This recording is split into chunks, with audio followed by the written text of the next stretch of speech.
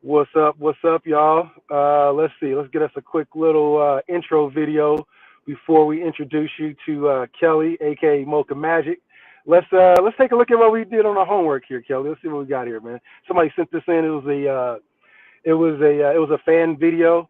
I like it. You know what I'm saying? Let's see what you think, man. I wanna get higher than the motherfucker. Let's say it again. Somebody roll the weed. It's my song.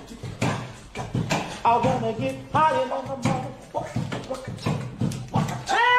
One more time. Somebody roll the weed. I wanna get higher than a motherfucker. Say it again. Somebody roll the weed.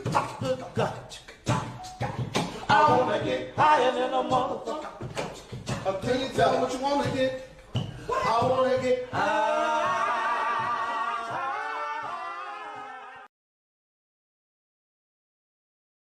Appreciate you guys for having the patience for us to be able to laugh at ourselves. You've reached Cannabis News for the week with the Good Karma Group. I'm Z from the Good Karma Group. Missing in action today is our brother Big Sean, who was on last week, as well as Steve. Steve will be hopping on here in a bit momentarily, I believe. But ladies and gentlemen, the folks that's in attendance right now, I want to thank you guys for hopping on. You could have did, I don't know, 15, 16 million other things in your time right now on your Friday, but you decided to spend it with us. Not a special guest, but a person that's going to be on with our group quite often, and you guys got to get to know his familiar face. This is our partner here. He is the guy that was originally in that video, said, I want to get higher than a That's the guy, Kelly, that started it out. Mocha Magic, we call him. That's the folks that's near and dear to him. I'm rolling up right now. Good to see you, my brother. The mic is yours, my man. Tell us a little bit about you, man. Oh, great to see you, man. Great to see you. Like the rest of this group, man, we've just been doing our thing in cannabis for a long, long time now.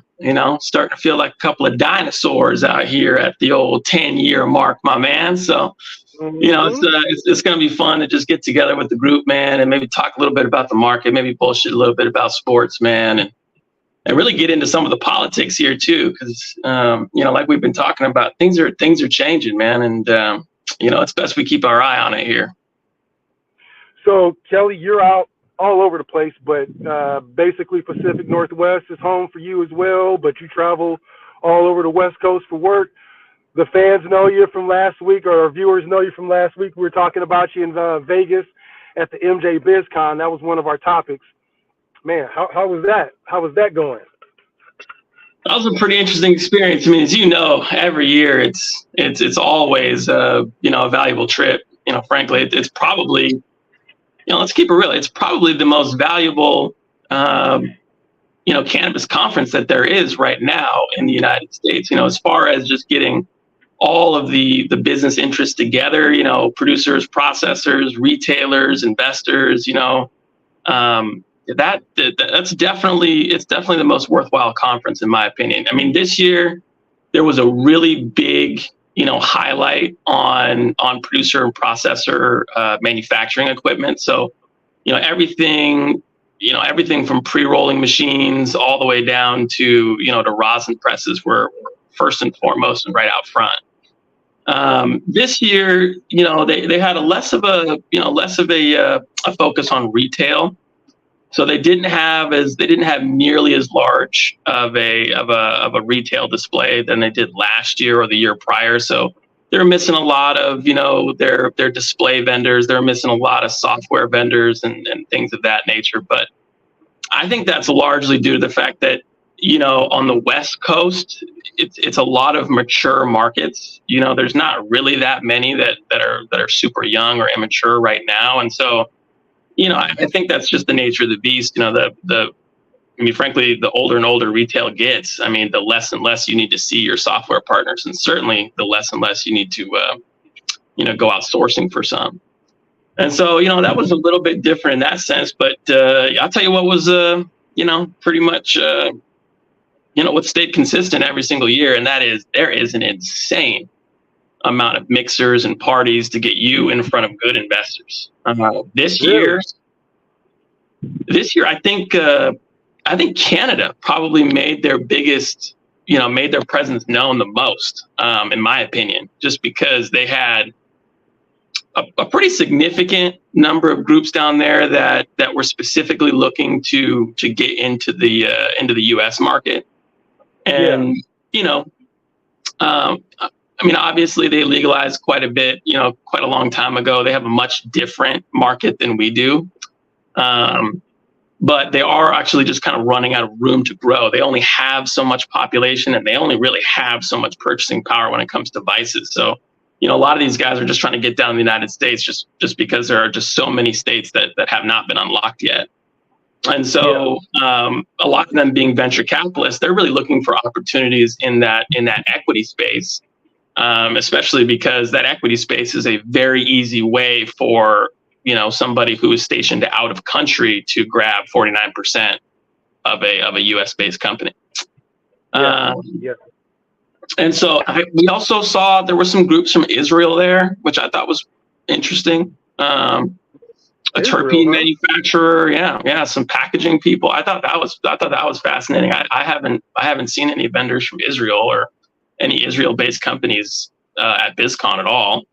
Of course, it was the standard as well as far as packaging is concerned, but maybe even a little more so because this year, I think I saw more packaging companies than I have ever seen any year. Really? It felt like there was almost twice as many packaging companies this year as there were last year.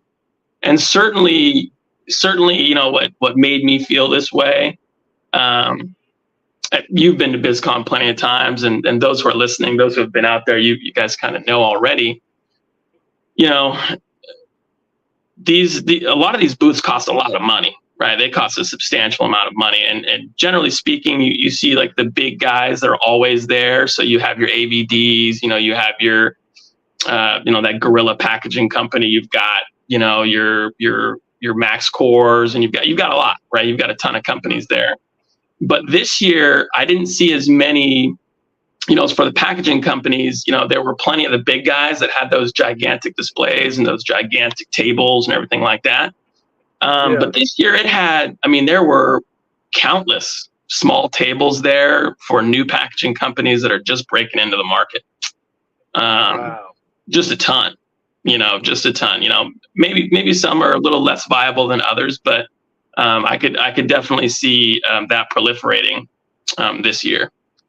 And bro, there was some people down there getting irresponsible, man.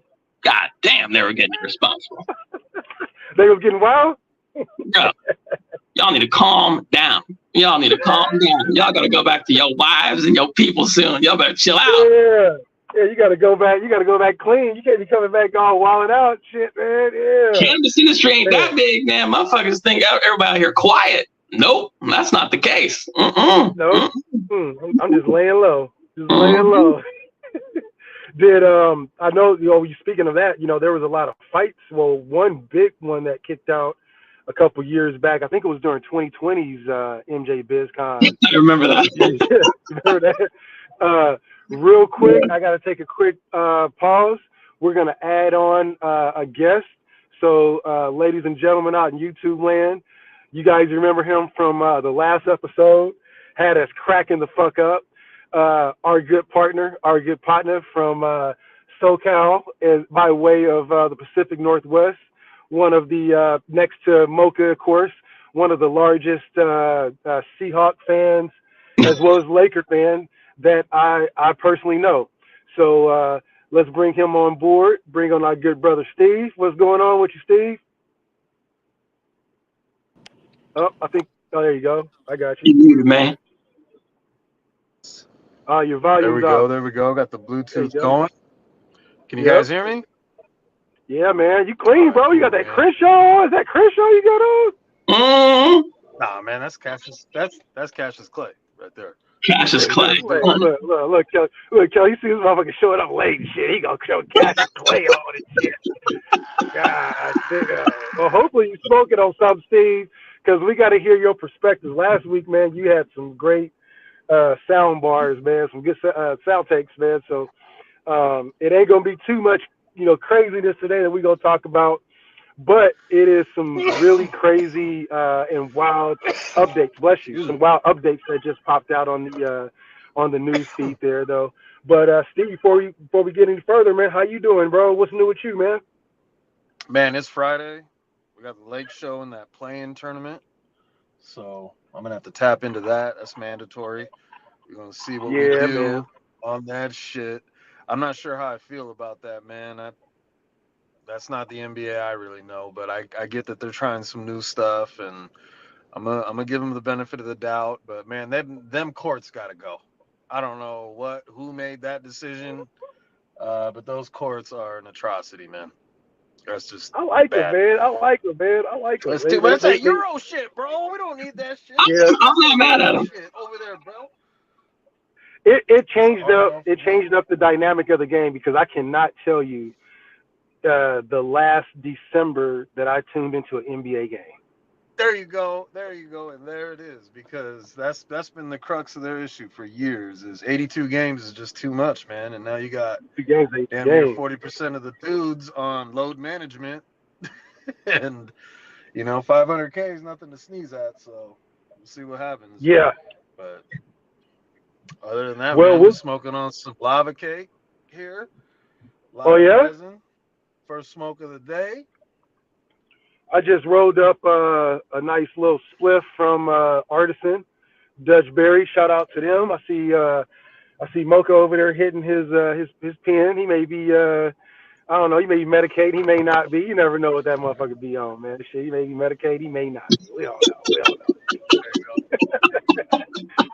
Well, I'm gonna get this blunt going, and then man, we got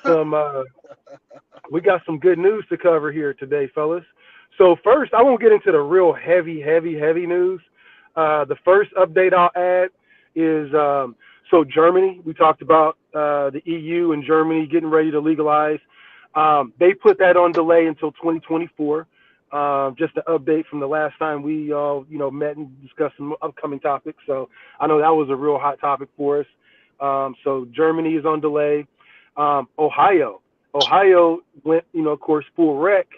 I just read a report that had a customer that went to a store today, all excited, early in the morning on Friday, go get his weed.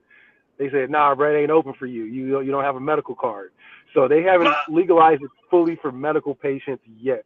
So Ohioans that are out there trying to get your weed, hey man, you got to go someplace else. You got to go to Michigan. You know what I'm saying? You got to go pick up your pack for a couple more weeks, and it'll be cool. But I did read that, so that's some of the lighter news that we got going on today.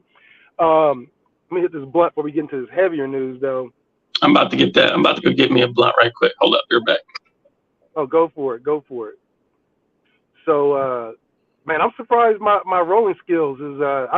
This has been about 10-minute roll, 5-minute roll is pretty good. Yeah, man, your rolling skills are 10 out of 10. It's hitting too. It's hitting, man. So, first smoke of the day for me. First little bit of caffeine. So I'm gonna be ready to go. I'm gonna be charged up and ready for sound here by the time we get off this one. But I had my sativa, got my Dutch berry with it. I'm all set. So the feds.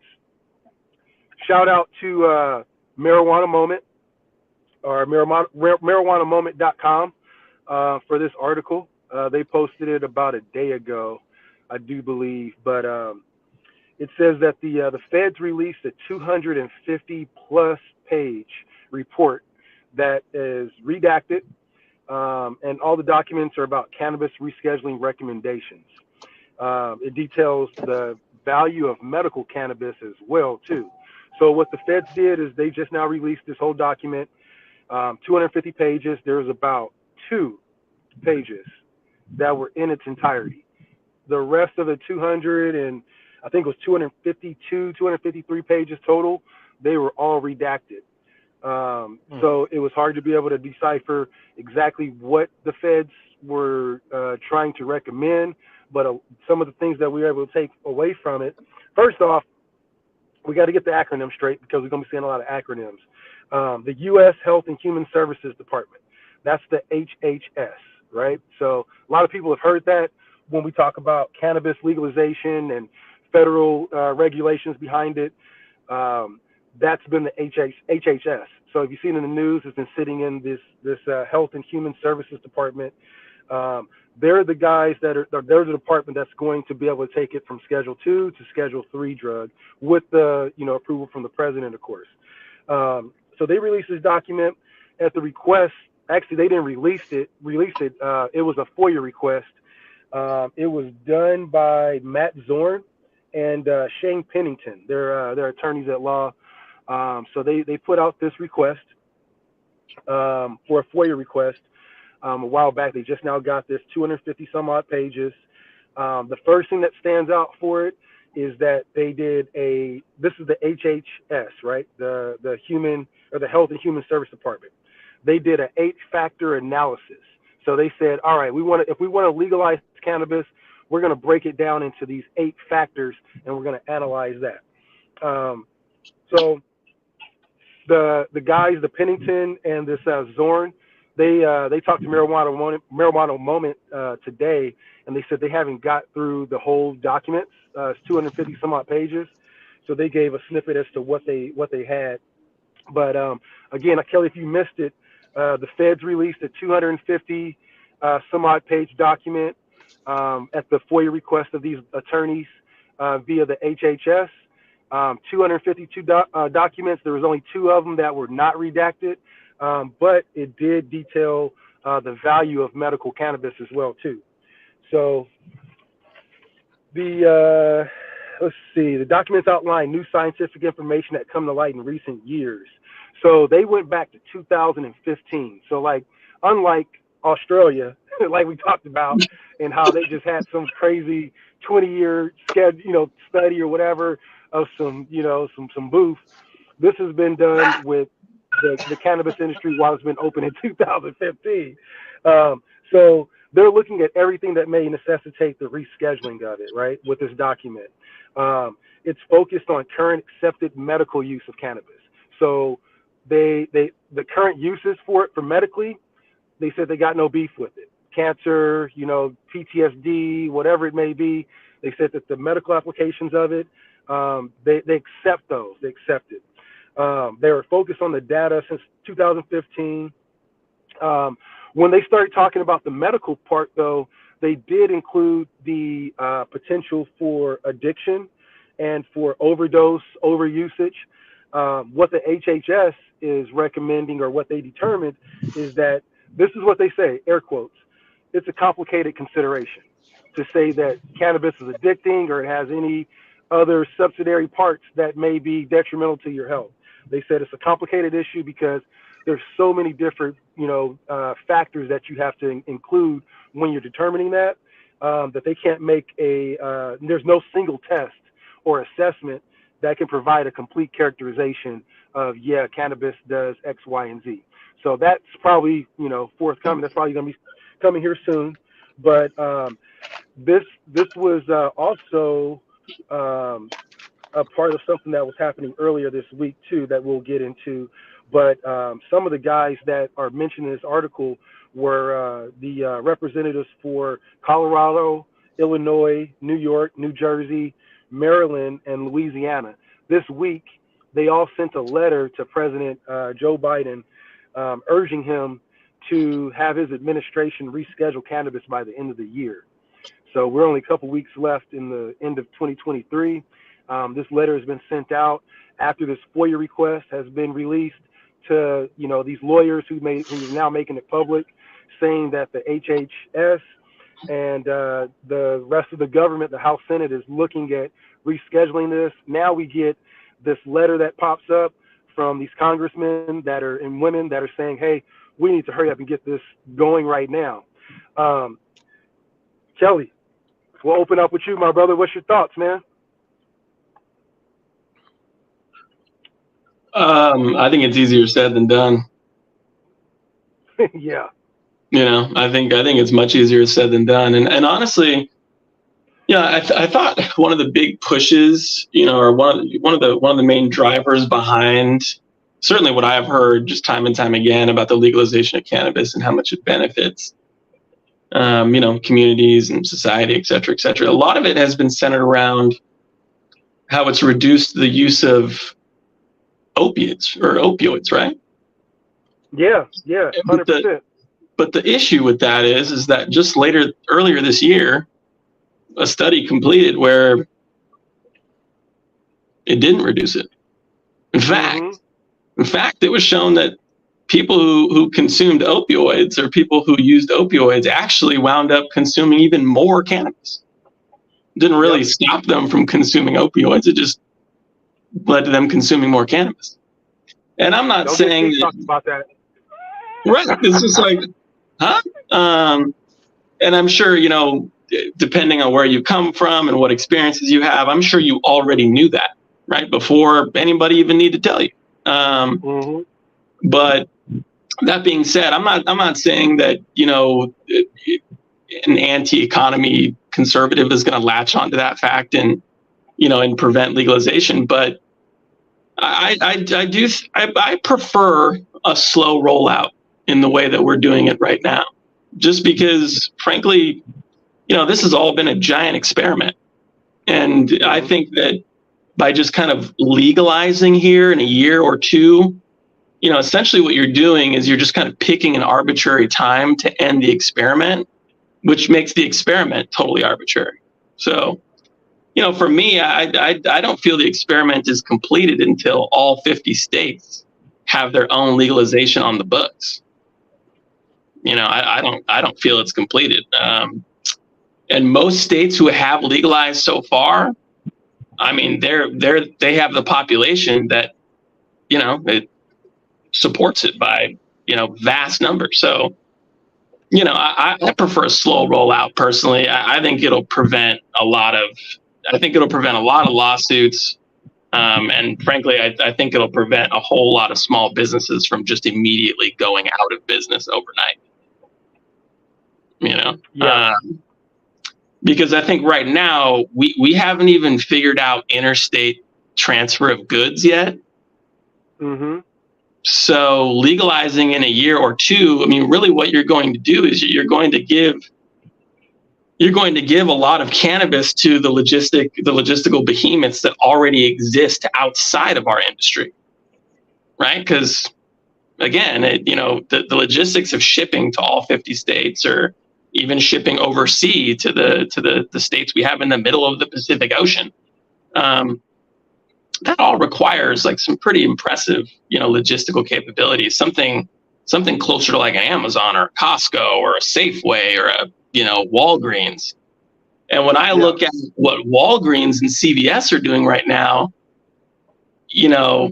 that tells me that, they even support this kind of experimentation that we're doing right now. I mean, they're just going on the back end and just buying up distressed properties, right? So it's not like all these businesses that are going out, the owners are being left with no value. These distressed properties are being bought up right now, right? It's just taking a little longer. The second you legalize, in my opinion, you make it really difficult for small business people to continue this game. Absolutely. Maybe the end of it. And I'll kind of just put it this way, right? My preference is for all the people that we know. If the business were to flip in that way, I mean, I think people who are positioned like us are gonna benefit greatly. It's just going to be a lot of people who probably still need a couple years to figure this business out who will get shut out of the business. Yeah. And so that's how many states is that? That's like 17 states that haven't legalized, with how many people that probably have felonies in those states. None of those people will ever have access or be able to even, take part in the cannabis industry if we make this move. Very good point. Yeah, that's a very good point. That's one thing that will be missed out if it goes full legalization and the feds regulated and you have the USDA on their back. what happens to the person that paved the way for them? You know, that was the trailblazer that spent time in prison, that's probably still there for doing the same thing that these big corporations are going to do. Very, very good point. Steve, man, what you got any thoughts on this too? Anything we haven't addressed?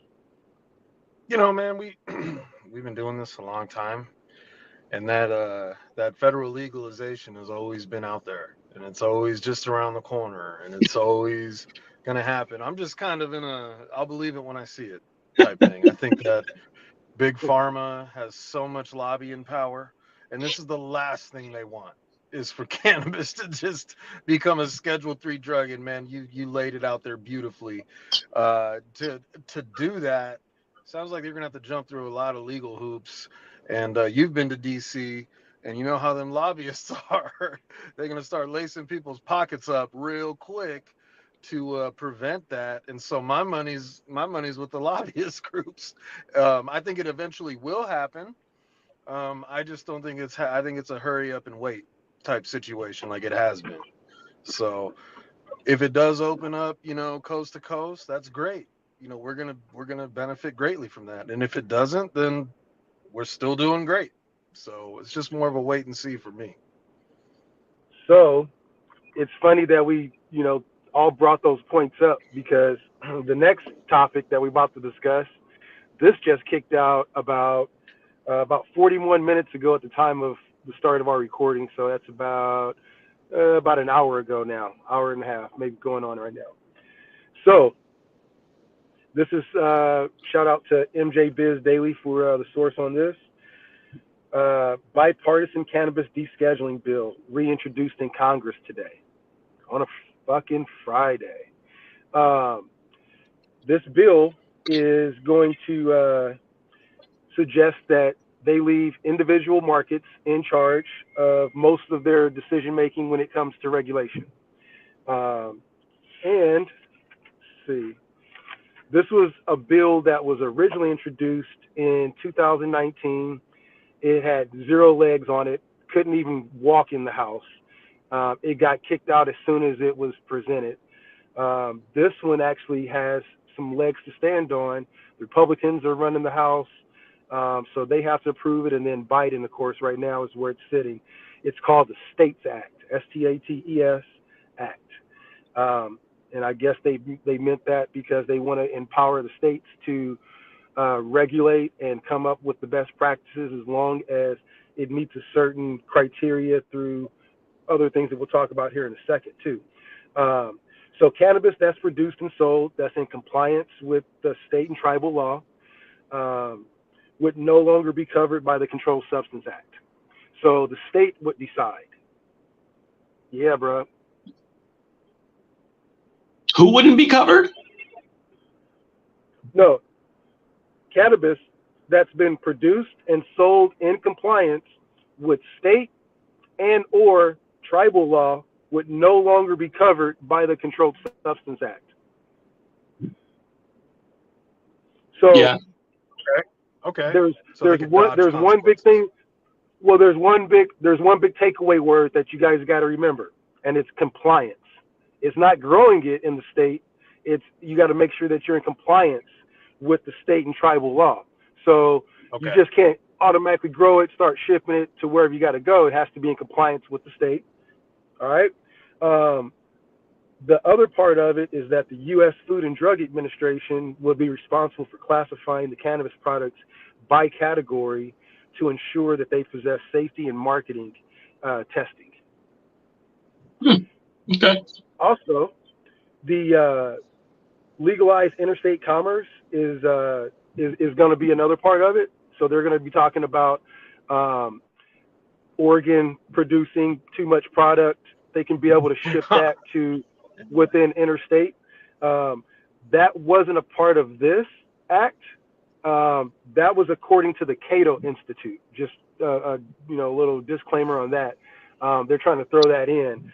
So Washington, California, and Oregon are already in this trifecta agreement that we've agreed on already. It's standing right now that we can be able to do interstate commerce once the feds legalize. So as soon as day one hits, we already have the bricks laid on the road already got everything built.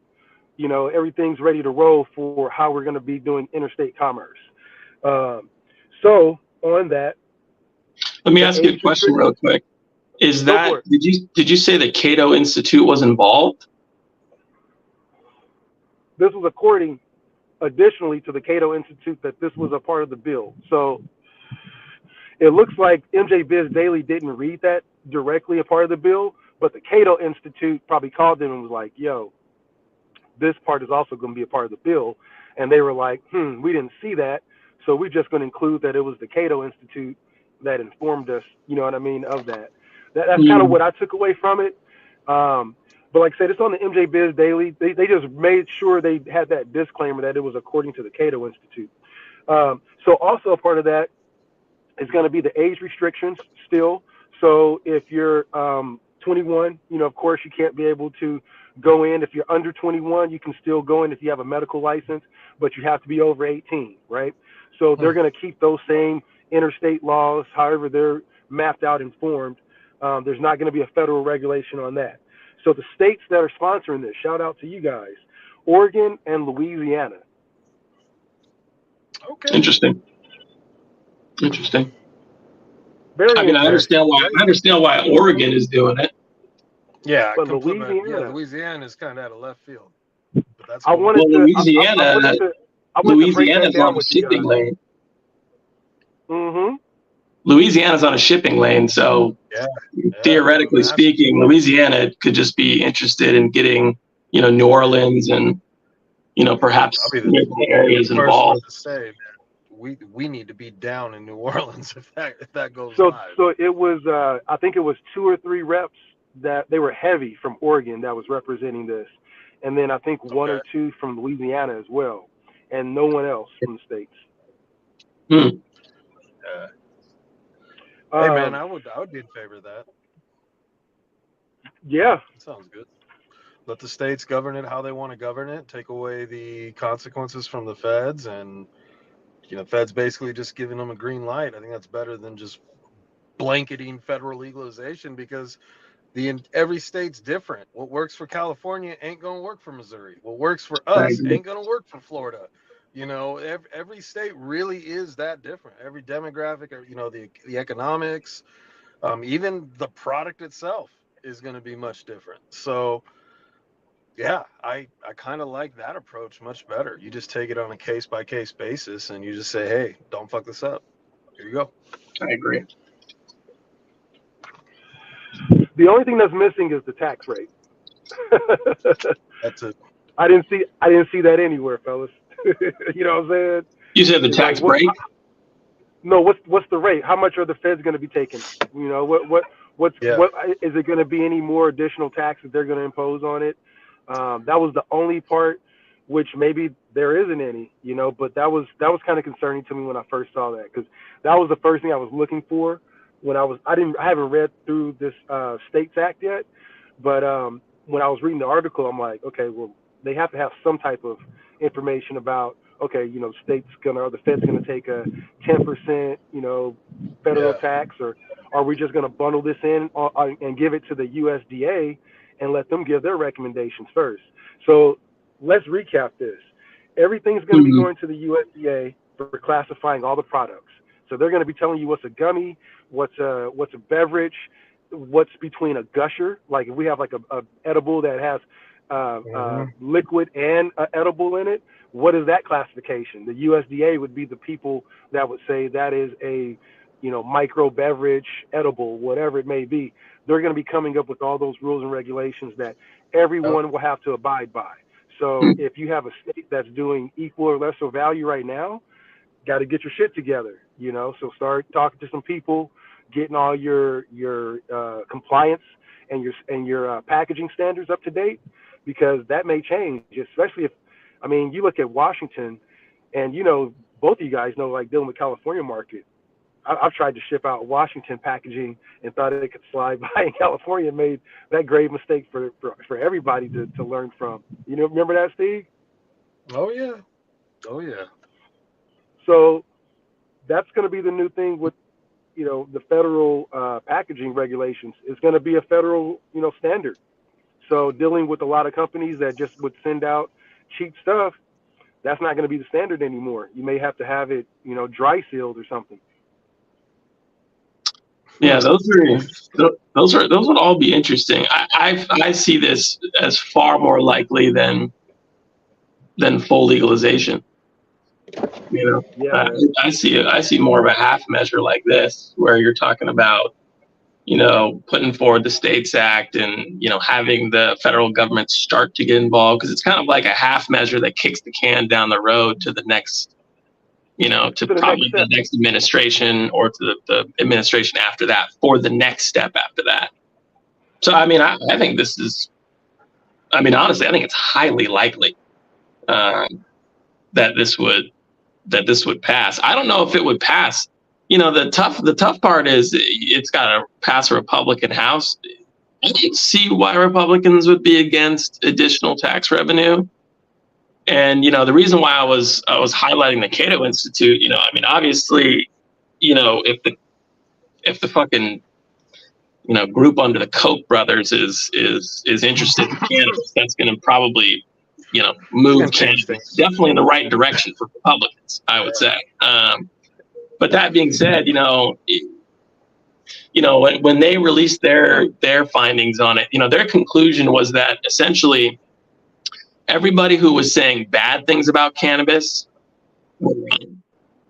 Everybody who was saying really good things about cannabis, and I mean things quite literally outside of taxes, were wrong, right? And so the big thing that they're interested in here is really just the tax revenue. So I think that, and if you look at how many Republicans are supporting this right off the bat, out of these states here, I think it has like a pretty solid chance of becoming real policy, getting enacted here. So let's put this into perspective as to what we just talked about, all of our topics here.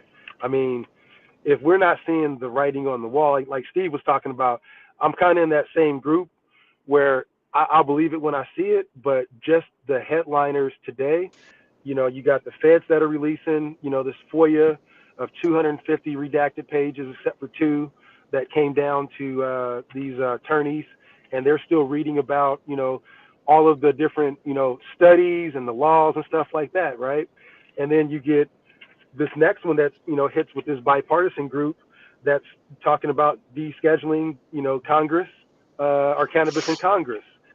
So then you get this other part where the different regulations and who's going to be in charge of it.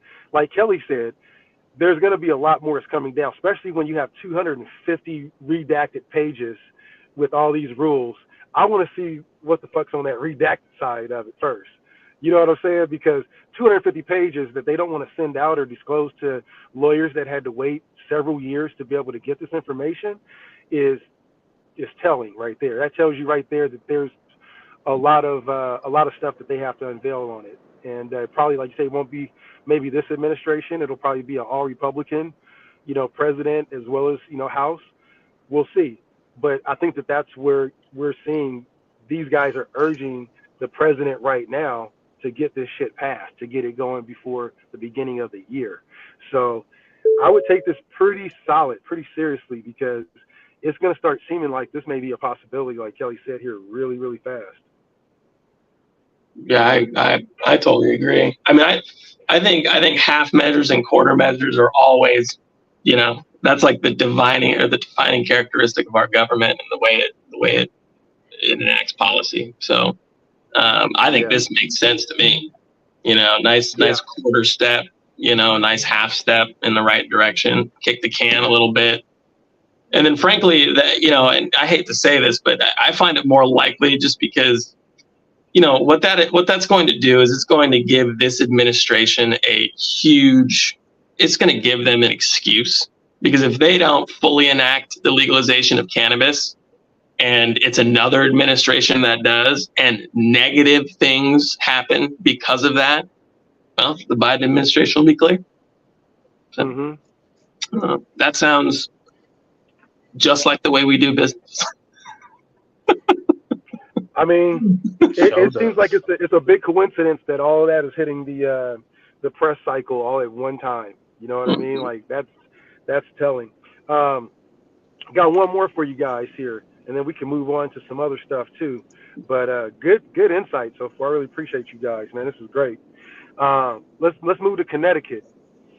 They're not doing so well right now as an industry as a whole on the retail side. So they've been open for 1 year um, due to IRS closures.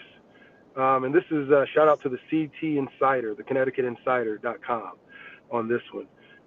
Yeah, the IRS is forcing closures because they're not paying their taxes. Oh, And 280 is kicking their ass. They've been legal for 1 year. There's 24 stores open, approximately, with tons more coming.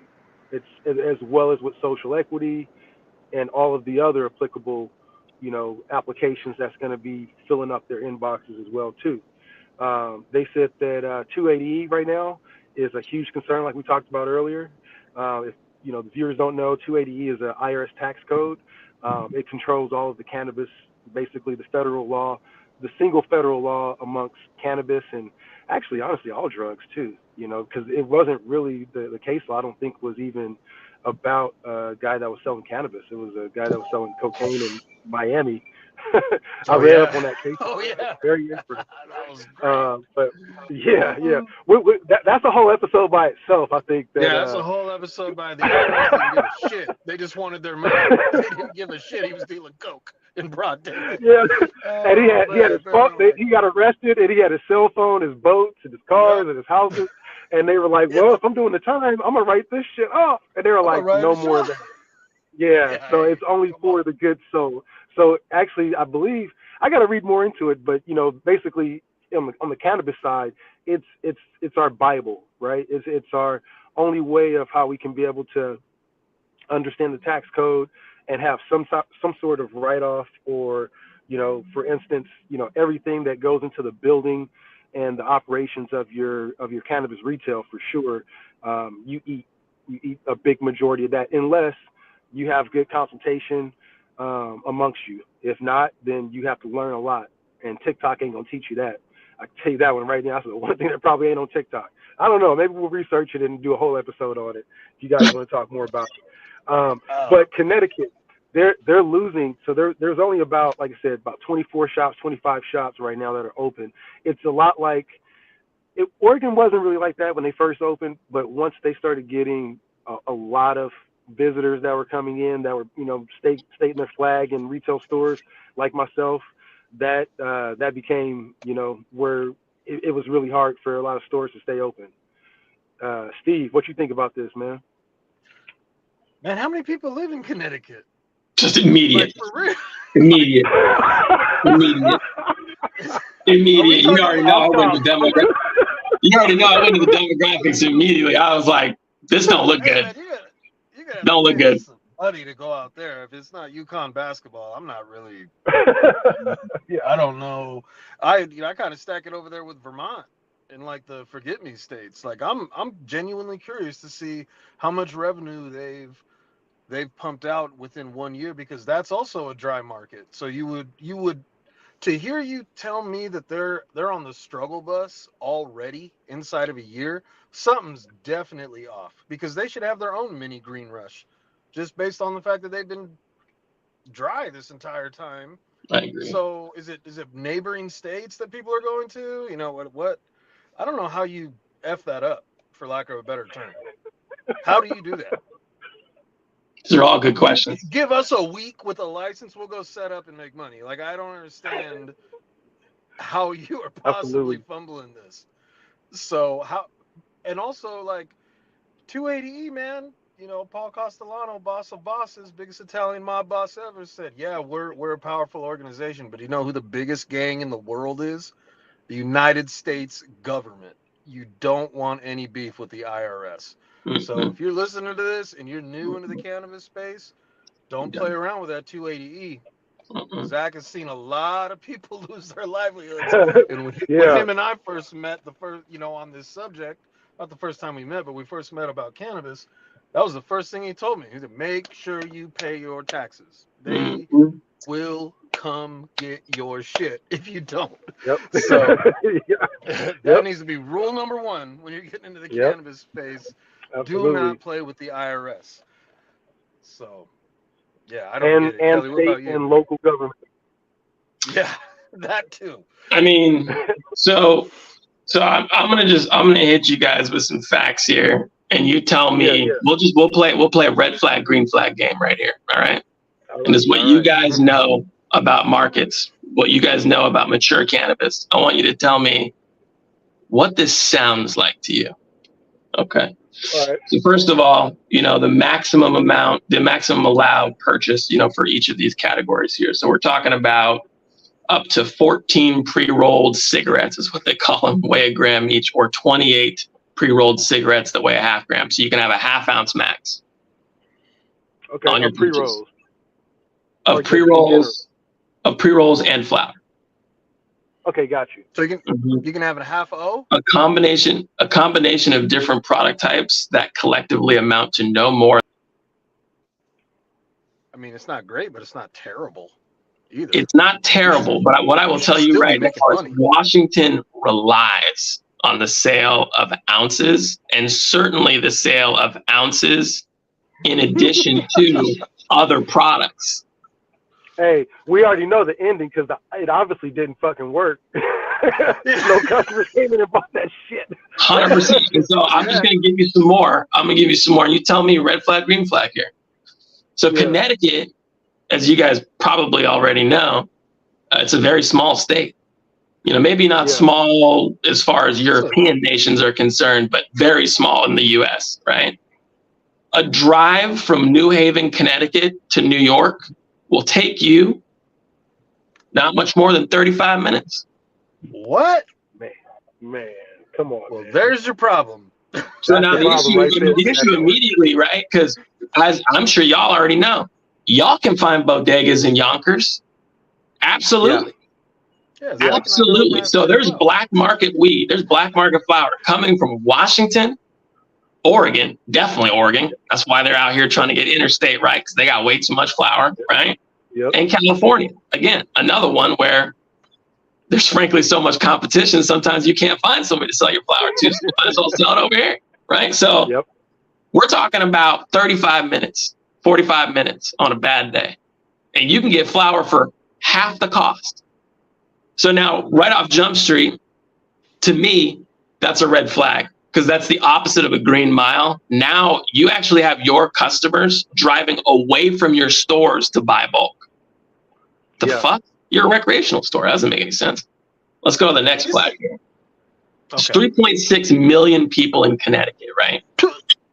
Now, immediately that's going to make you cough and you're going to be like, whoa, that's kind of fucked up, isn't it? But we have to remember Connecticut is about an eighth the size of Washington, right? And Washington statewide has about 7.6 million people. So really what you're talking about is really super condensed populations. So they have population density that works for them. This is a huge green flag. Man, wow. There's not that many stores. We're talking about a handful of stores. And when we mean a handful, we're talking like, let me ask Bard real quick. And they're struggling. Then they just need to change their regulation like ASAP and just open that shit wide open. How are they messing that up? And watch the sales grow. Okay, so right now there are 6 general retail licenses, 6 social equity retail licenses, 2 general hybrid retail licenses, and 2 social equity hybrid retail licenses. Okay. And there are additional licenses released through the lottery, the Department of Consumer Protection, DCP. How is that happening? I wonder if they're underfunded too. So, but right off the bat, right, you're dealing with extreme density and I mean, ultimately not that much competition, right? I mean, so that sounds like a green flag, right? Immediately. But let's say you get a license of somebody who lives in Connecticut, right? Just looking up who currently exists in Connecticut, I think you guys are probably going to recognize some of these names. Rise, Curaleaf, Zenleaf, Affinity, more Curaleafs, more Affinities. My point is here, those are all gigantic chains. Yeah. Somebody's stealing money, man. Well, no, I mean, so it goes right to what Zach says. If you're not well funded here, I don't even think you can get real estate. 3.6 million people in an area the size of a fucking football field is ridiculous. So you know what's crazy though is like you just said that there's like probably about, it sounds like half of them are social equity licenses, but in reality they're actually like half of them are Curaleaf as well. So it's Curaleaf going up either against social equity or Curaleaf grabbing social equity and pretending to be social equity, or maybe Curaleaf is social equity. 3 categories. You know, it's I don't want to disrespect Curaleaf, but we know. It's all 3. It could be. It could be. It could be all 3, bro. It could be all 3. It could be all 3. And then oh my God. And when you look at some of the pricing here, and this is, this goes to the margins here, because you think when you see prices like this, I know what all investors are thinking when they see average transactions this high, when they see products that are priced this high. Like, for instance, they got fucking half grams and, they got half grams and full grams of cartridges that are like $90, $95, right? Something like that, right? What? Oh, but no. this is what people are not seeing, especially on like the retail side, because I know an investor looks at this and they're like, I mean, they must be making a huge multiplier. It's got to be a huge margin. They got to be at 3 million people there. 3 million people. I'm on my way right now. When you have so little producer processors making your product, right? There's not that much availability. So all of these products are going to be between $30 and $50 a unit wholesale. you know what I'm thinking? I think that the Connecticut Insider needs to headline the one, because it said MJ Industry tries to Connecticut, blah blah blah, IRS forcing closures. It should say, and I don't know what it, I don't want to knock a certain vendor or company, but it sounds like I'm curious to find out if the ones that are closing down are the social equity licenses. And they should change that headliner to social equity licenses are failing, or are they? Or do you see many social equity licenses in Connecticut? Like, are they actually websites? And no, not clear. They're not clear social equity. No, I think you and I both know what a clear social equity license looks like. Especially this early in the market. It's not a Curaleaf. It's not the Zen Leafs. These are all ones that we've seen all over the country. This is. I bet you that's what's happening. I bet you they're forcing them out of business. A lot of those. That's probably the one we're talking about, this 280, because Curaleaf is going to make sure their 280 shit is dialed in. Hopefully, you would think. You know what I mean? Yeah. I bet you it's those small independent guys that are just getting but into them too, and the New York market. These are huge chains, man, and like honestly. Connecticut, what they really need to start worrying about, because if retailers are having a hard time getting, first of all, I'm not sure how that's possible. I know how Curaleaf is withstanding the pain. Curaleaf is vertical here, right? And so if Curaleaf is vertical, they're probably controlling their downstream. So, I mean, they can just force people out of business if they want to by just having lower prices on, everything. Well built out brands. I mean, they could just do that. But beyond that, when I look at this marketplace, every single one of them are in like 2, 3, 4 states. Not all of them, but a good percentage of these stores are. And so when you have so little players in the game right now, you're talking about like 11 people getting together and talking. Yeah. So in Connecticut, y'all got to hear this. If 11 people, how many diamond companies do you think exist in the world? Right? Not very many. Right. It's pretty easy for them to all get together, maybe talk about what not to be releasing onto the market, right? Right. So, I mean, this right here, it's set up so well for companies to work together and to hold high pricing and to not compete. Yeah. I mean, this is set up so well for people to start horse trading their verticals. I mean, it's too small. You've got too little people in the in the market right now. And I wouldn't say more retail stores is the answer, but I think honestly, I think the cat's out of the bag here, because your entire market has already been taken over by a lot of large companies, and that, you can't just make them go away. They do good business, so they're here to stay. That's kind of how it works. So I mean, they kind of needed to get the social equity thing right off the bat. And when I look at some of these others that are struggling here, it's actually kind of interesting. The ones that have struggled the most have been the closest to the New York border. And then some of these others who have struggled the most have been closest to the Massachusetts border. Right? Massachusetts crushing it. Yeah. That's kind of like what we thought in Pacific Northwest. That's kind of like what we thought in Pacific Northwest with the saturation of the Portland market when it emerged with Vancouver, with Washington, how it would bordered states would fail, but Vancouver's doing pretty fucking well, and so is Portland. Yeah. Oh yeah.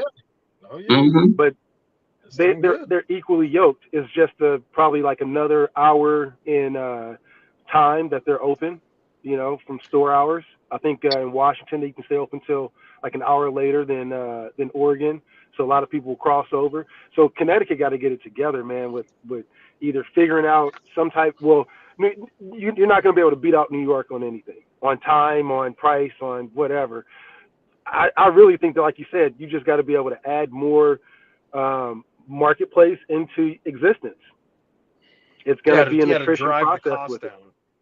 Yeah. You have to drive the cost down, and it sucks because these are probably keystone markups. So but the reality is, guys, and you guys know what's up here. If you're buying a wholesale, let me look at this son of a bitch. If you're buying a wholesale, this is insane. I mean, and you guys know who's benefiting here the most, and why everyone's struggling. I mean, if you're selling a disposable, a 0.3 gram disposable. Wait. Right? 0.3, not 0.5? Oh my God. 0.3, not 0.5, right? 0.3 gram disposable for $36. That's out of pocket. Yo, out of pocket. Yeah, for the viewers, just so that we'll throw out some wags here so you guys can kind of understand the value of this product. This product's being sold like a Walmart product. It's very close. So this product is getting, for that kind of technology, it's an old school, circular disposable. It's the ones that, like the White Cloud Cirrus ones, were based off of, the ones that, were first introduced to get people to stop smoking cigarettes. I mean, it's one of those with a standard 510 on top, right? So it's a super cheap stick disposable. That's probably going to run people. What do you guys think about $1.30 at scale? $1.40 at scale? Yeah, not even crazy scale. The distillate is going to cost them, and it really depends on how this is done. Because if you really want to do this a dirty way, you get distillate from out of state, and then your distillate costs almost nothing. But we'll be nice to them, and we'll say, it costs $3 a gram. We'll just say their distillate costs $3 a gram, or whatever, right? Even though this one's being made in house. So essentially, you're talking about $1 for the distillate. You're talking about $1.20 for your hardware, and these are sold in cellophane. Wow, cheap as fuck. Cellophane with a wrapper. So we're talking, throw 25 cents on there. It's not that much, but we'll say 25 cents just for fun here, right? The high end, yeah, sure. And then we're talking about, let's just round all the way up and say this is a $3 unit. Yeah. Make. It's being sold to the store. I guarantee it for probably close to somewhere between $12 and $18. A 0.3, man. We rounded up so much. Yeah, we rounded up so much. I guarantee the multiplier that producer is making is probably somewhere between a 4 and a 10x, somewhere in there. 4 if they're not quite as good at their sourcing, probably a 10x if they have been doing this for a little while. That's insane, man. Especially if they're taking advantage of their tracking system and they're like, you know what, our tracking system sucks here. Let's just pull some fucking distillate. A couple in reality, of it's really just the manipulation of the SKU types, which is what we're seeing in a lot of these small emerging markets that are somewhat saturated by normal applicants, but mostly saturated by big companies. And they start getting into the market with all these different SKU types that no one's ever seen. Very interesting. Very interesting. And I I mean, would hope frankly, that. these are all products that it's interesting. What's so interesting about it is that some of these producer processors. Give me 1 second. Some of these producer processors here are these are people who have been making products for a long time. So ultimately, it's kind of confusing because they actually have higher grade products in other states. They're just apparently they're just Oh, making it. Because they're so young here, they're like, well, let's just make them some. Let's just buy the lowest end and let's fill it. Let's fill it with a 0.3 and let's get it going because they can. Ship from Australia. That's what they're doing. That's terrible. Hey, don't say the A word, bro. Don't say the A word, man. Hey. I can't believe there's 3 million people with 12 stores to service it, and they're figuring out. Bro, that's like jumping off a boat into the ocean and not getting wet. What are you doing? Like, yeah. Maybe that $90 shit. A lot of it. Somebody's making money. A lot of it. 0.3? 0.3? Can you imagine us going over there and walking into a store and being like, I'm sorry, how much? $90 for this? Okay. Oh man, I'm offended, and I'm 3,000 miles away over here. Like, I mean, that's crazy. The way I look at it is, if these companies if they're not shifting to being mostly in-house and selling a lot of vertical product, that's probably why they're not making money. Because if you have to go buy wholesale, as a retailer, it would suck, man. And what would be even worse about that is if you buy, let's say you try to take advantage of some sales and you're like, all right, I'm gonna line up like a month's supply. Well, in new markets like this, supply shocks happen all the time, right? There's too much weed or there's too little weed, right? It just happens all the time, especially in newer markets, right? It happened in Oklahoma, happened in Michigan, happened in Arizona. I mean, it just goes on and on and on and on. Happened in New Mexico. Yep. So when you look at this, it's like, it sucks if you buy a bunch of product. 1 month later, that product could be worth about 20% less, and not due to age. It's just if you go back onto the menu, not even if you're negotiating, you just go back onto the fucking menu, it could have gone down 20%.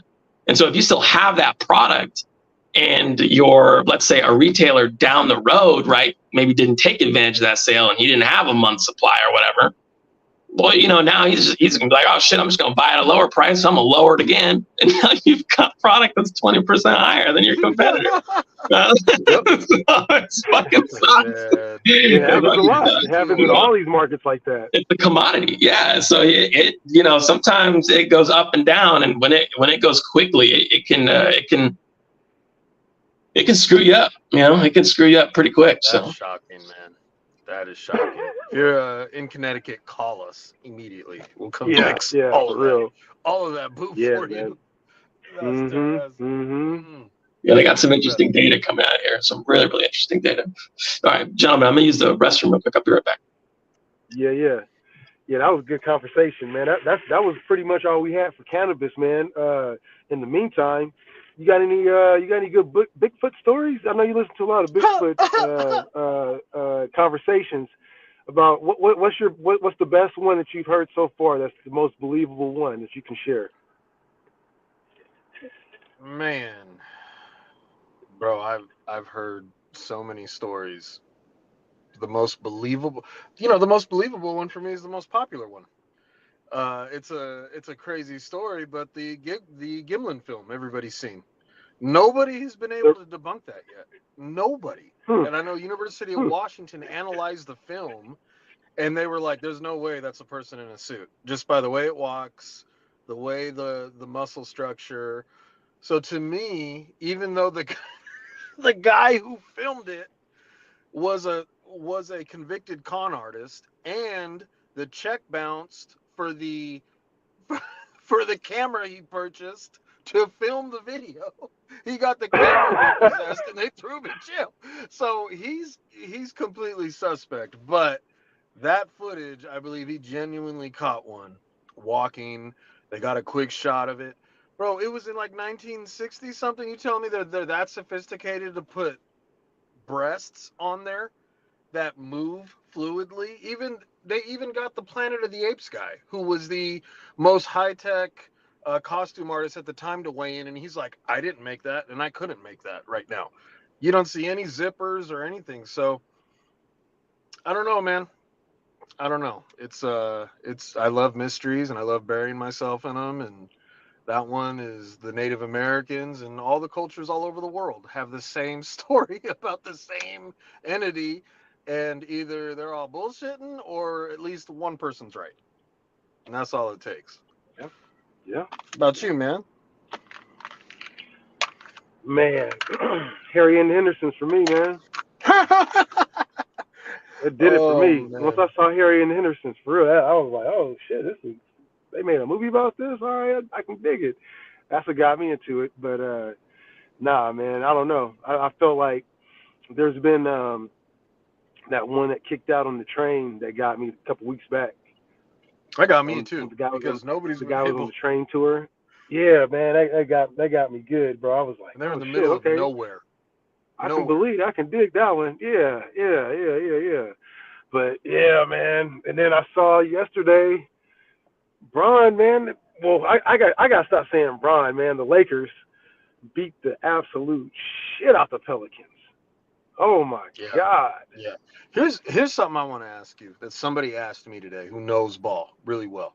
Yeah. And he said it's crazy to see what LeBron's doing at 39. And it is. I marvel at it, man. I've never seen somebody do what he does with his body structure. I thought it would have wore down a long time ago. But that man's a freak. He is crushing these kids at 39. Like right now, out of the gate, he's probably the best player to date in the world. Talk to me again mid-season, but right now he looks like he's the best. Does that say more about LeBron, or does that say more about the lack of talent that you're getting your ass busted by a 40-year-old point forward up and down the court because the rest of you guys are so goddamn out of shape and don't care as much, and you're getting dusted by a 40-year-old point forward night in and night out? So which one is it? Is it both? Is he just that much of a freak and the league has kind of regressed a little bit? Or is the league as good as it's ever been and LeBron's just a basketball god? That's a tough one. Man, I mean, he has the most points all time. Yeah. He has, 4 rings? He's an indestructible tank that just stays in immaculate shape during the off season. Eats bad like once a week, Taco Tuesday. They got the Tom Brady shit. Yeah. Yeah, man. I mean, I think his legacy is solidified at this point. I'm just here watching. I'm just here for the ride. Yeah, he just stat padding at this point, bro. Really. I'm just here for the ride. I can't believe that. First off, this mid-season tournament, man. Like, I was not a fan of it at first. I was like, nah, this ain't cool. But then I heard one of the reporters talked to Bron the other day, and they said it was halfway rude, halfway comical, halfway one part also a little nudge to how he didn't go to college, and he said, hey, this is the first time you actually played in a Final Four bracket. How does it feel? And he was like, well, I had high school. He was like, I'm a four-time. He took it to heart, man. You know what I'm saying? He still takes all this shit to heart. And he started going back to his high school days. And he was like, well, I have played in a Final Four. He's like, I'm a 4-time state champion. I was like, Brian, man, you ain't got to go there, bro. You body, man. You ain't got to do none of that, man. Shit. But on the flip side, it's like, to address that other part, has the NBA, like, have they filtered down? Have they watered down a little bit? I think that they always have this where, like, they'll have to wait for a couple just pros to just hatch.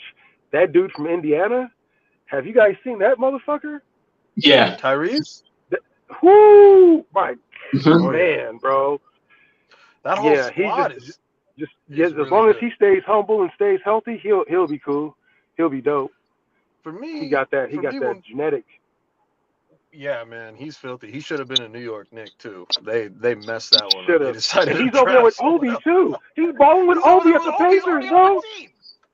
Yeah, yeah, man. And, for me, like when we were coming up in our era in the NBA, you could pretty much name a not maybe a superstar, but at least an all-star on every team, right? Without even having to think about it. You'd be like, oh, you'd Yeah. name some obscure team. You go, okay, Cleveland Cavaliers, and I'd be like, okay, Terrell Brandon's pretty good. Tyrone Hill, he's an all-star. Charlotte Hornets, okay, Larry Johnson, Alonzo Mourning.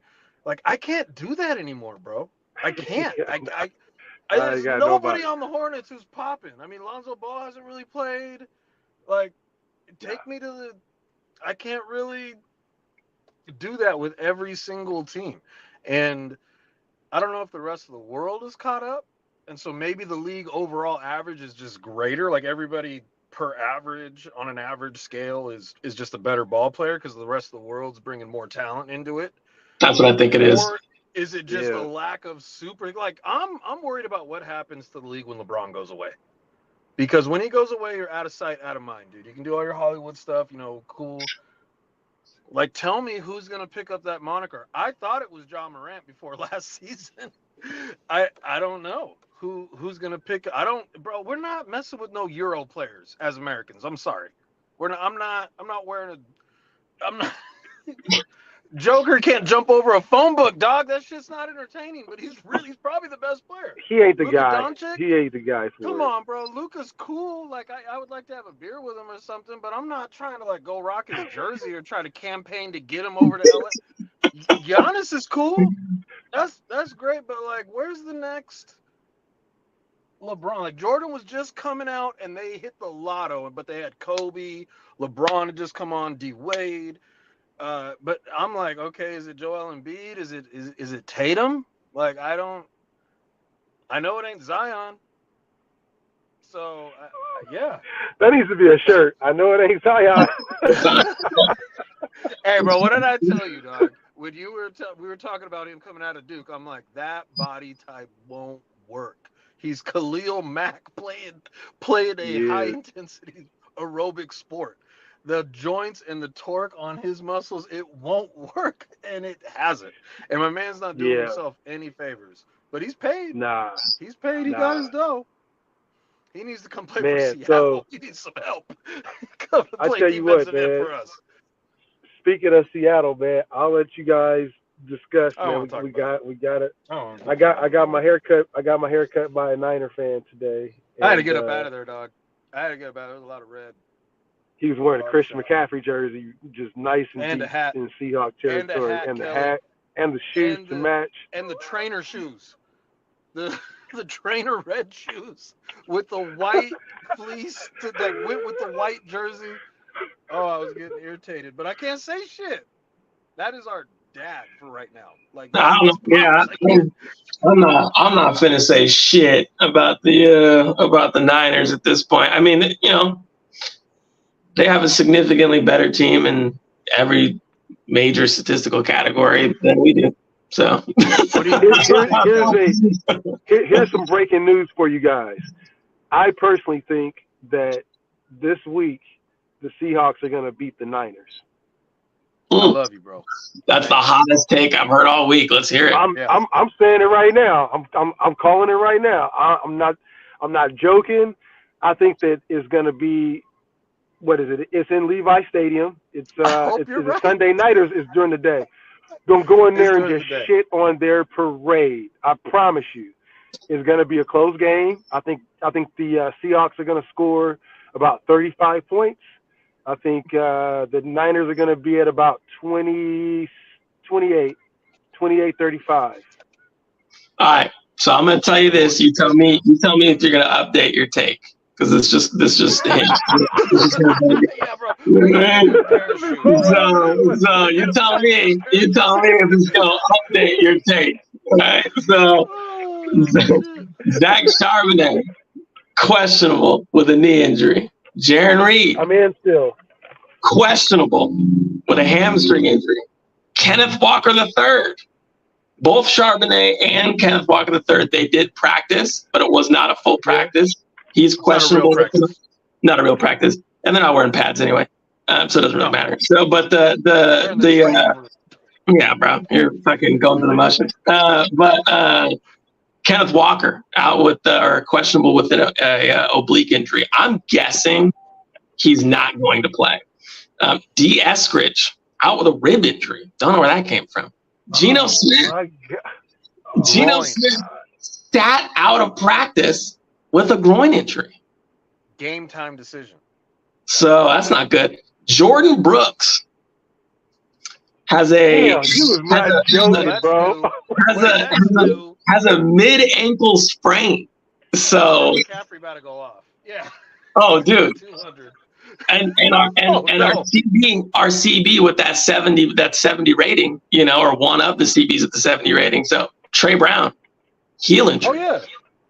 We have 3 number 1 corners, man. For real. It's gonna be tough. It's gonna be tough for me to stand in my position, but I'll continue to stand there. Damn it! I love that's a tough one. Man. I'm gonna die on that hill, man. I'm gonna go down with the grenade in my mouth, man. Oh my God, that is horrible, bro. I'm so sorry for you guys. This is kind of hard to see. You could always be a Raider fan, you know what I'm saying? But man, continue. I've been enjoying watching the Raiders this year. You guys have had a lot of close games and really good teams. It's fun. I appreciate that, bro. I appreciate that. And heartbroken at the end of shit or upset. I love watching that team, man. But for me, I was talking to somebody at work, and they were like, "Yo, is that like the best talent you've ever seen assembled on one roster?" And I kind of talked about it with Zach, and I was like, "Let me think about it, because for me, All Pro is the best thing you can achieve as a current player. You're voted on by your peers as to who's the best doing what in a league full of alphas. Like, no, that's the best guy. They legitimately might have 9 All-Pro players on their roster. When we were running the league defensively in the early 2022, 2012, 13, 16, we had maybe 4, maybe 5. I just don't. Bro, they lost Hufanga, who was an All-Pro safety last year, and the next guy come in and he has a better grade. He's better. Like, I don't know what kind of deal Kyle Shanahan sold his soul to the devil for, but to be able to fuck up Trey Lance and rebound into a 7th round pick that's better than him and stack up all this talent across your entire roster. It's scary, dude. They're good on every level. They have an All-Pro or 2 All-Pro guys. Like, whoa. I mean, really, overcome, dude. It's kind of like, I hate talking good about San Francisco, but this is, it's pretty tough because, but they also have, as much as we complain about our O-line, they do have some deficits on the O-line for sure. They've got some major deficits on the O-line. And if we had good enough pass rushers, we'd probably take advantage of those deficits. I mean, Mafe can take advantage for sure. Mafe is going to be lined up against McKivitz. I mean, that's going to be great. He can go ahead and swap up and go against Burf. I mean, this matchup here on the line looks good on paper. It's just the issue is, right, it's the pass rushers are now competing really against the fucking tight ends and the wide receivers. If the pass rushers do not get to Purdy fast enough, I mean, Ayuk has shown this year. I mean, he's number 2. He has shown this year. He will absolutely fuck you up. That boy. He might be their best offensive player. Let that sink in. Like, man, Christian McCaffrey's over there just mad as fuck looking at you right now, bro. Oh, dude, Debo's looking at me too, but Ayuk is ridiculous. 100%. But Debo's 16th. You know what I mean? McCaffrey, he's number 1. I mean, this guy is a fucking monster. They have Kittle out here. That is why you don't get a sack Brock Purdy because of their zone running style. Did with you hear they Shanahan. signed Zach Ertz, or did they sign him, or they're Yeah, looking at signing they him, got something him like over that? there. What the? Yeah. They're running him through the car wash right now to make sure everything's cool. And I'm like, yo, Zach really wants a ring. That's what that is right there. He really. They don't They need another disgust tight me, end. bro. That's Yeah, disgusting. it's Absolutely terrible, disgusting. man. I'll put it that way. It's disgusting. I'm just waiting for it to fall apart, and it's just not happening. But what we do have is inevitably towards the end of the year, they will screw it up somehow, some way. They will. Somebody's gonna get hurt, or Shanahan's gonna pull a Shanahan, Without a doubt. lose a big lead, and. Yeah. But man, we're in trouble for the next 2 or 3 years trying to stack up with that kind of talent. I'm hoping, Ayuk's a free agent. Kittle's deal is up again, I think, next year. So they're definitely not going to be able to re-sign Ayuk without taking a haircut somewhere. Somebody's got to go. Like that. That's what happened to the Seahawks. Is our Bills caught up with us after all of our draft contracts ran out when we hit on all those drafts. Those bills come due, dude. There's a salary cap, and it's real. The cap is not fake like people like to think it is. It will come get you. That's the Rams. The scary part about that, man, about, if they're like, they got to take a haircut, with Ayuk and then this and that. It's like, do they even give a fuck? I mean, they've now shown that they can develop players just out of nowhere. Draft a guy. They'll draft a guy out of Central Oregon you've never heard of. That John Lynch is going to turn into a perennial pro. It's like, oh man, dude, John Lynch is cooking. I didn't think he would do well, and that dude is picking and making trades that are great too. I trashed that McCaffrey trade. I was like, he's gonna get hurt in the first game. Nope, he's been crushing. Man. I was fucking trashing the trade too. Yeah. And the track. Talking to my barber, he was like, excuse me, he was like, the one team that we're scared of the most is the Rams. I'm like, really? He's like, yeah, man. He's like, the Rams are starting to heat up, man. He's like, I'm really worried about the Rams. I'm like, why would you be worried about the Rams, bro? Like, they ain't all that. He's like, no, they're starting to cook, man. They got their. So that's another one. You guys got probably the best division in football. Who else is out there? What's the best division in football right now? What you guys think? Man, NFC East is kind of top heavy with Cowboys and Eagles. Yeah. It might be. I mean, AFC North is not. I mean, the Browns should be good, but they're not. I still think the NFC West by average is still the best. Yeah. Because the Cardinals can go out there and just snatch a motherfucker's soul out at any given point. Cardinals They've proven that. They've proven the Cowboys by like time 30. after time. Yeah. So, those dudes are just crazy, man. Cardinals are bipolar. I don't like playing them. You don't know what's going to happen. But historically, it's always been we beat the 49ers, the Rams beat us, and the Niners beat the Rams. That has been the circle of life for like the last 8 years, and then the Cardinals are just irrelevant. But it hasn't been that way the last couple of years, man. The Niners don't give a shit about any of that. And I mean, what's kind of blown my mind about the Rams, man, is that their defense, that everybody was pretty, their defense had lost some players here. I mean, it was they have absolutely, yeah, man, they have done an amazing job keeping people, keeping their offense in the game. So yeah, that's they should just let us play in the NFC South for like a season. Just let us go over there. Let us have a good ass time, or put us in the NFC North for a season. Let us just get up out of here for one season and see what we can do. Because goddamn, man, it is just a gang fight every weekend. Every weekend, it's just a war of attrition. It is, dude. It is. In fact, that's the only saving grace I have for this game is I hope we go in there and beat them the fuck up, which is not gonna happen. Well, those dudes like to thump. Bro. I was telling Zach that Deebo Samuel straight up told a reporter before the Eagles game, they're like, what do you think of one of their top corners? What do you think of his game? He looked right at the reporter, didn't hesitate, was like, he's trash. Like, with no sarcasm in his voice. The guy asked him, he's like, "Come again?" He's like, "He's trash." And then to see and then the Philly coach gets it on a tape and plays it for the players, the entire room of players, to get them motivated. And Debo proceeds to go in there and drop 2 touchdowns, 200 yards, and just take a shit in their living room after he said that. That was That's not the insane, most man. gangster shit I've seen. And Yeah, the Eagles and the aren't whole world was bums. watching. They're not bums at all, dude. And they went into their house. The whole world watched that game. Everybody knew what Debo said, the dude. And he went in there and still stole on him. No problem. Like, that was scary. Because we got to deal with that this week. So, you think they're going to go?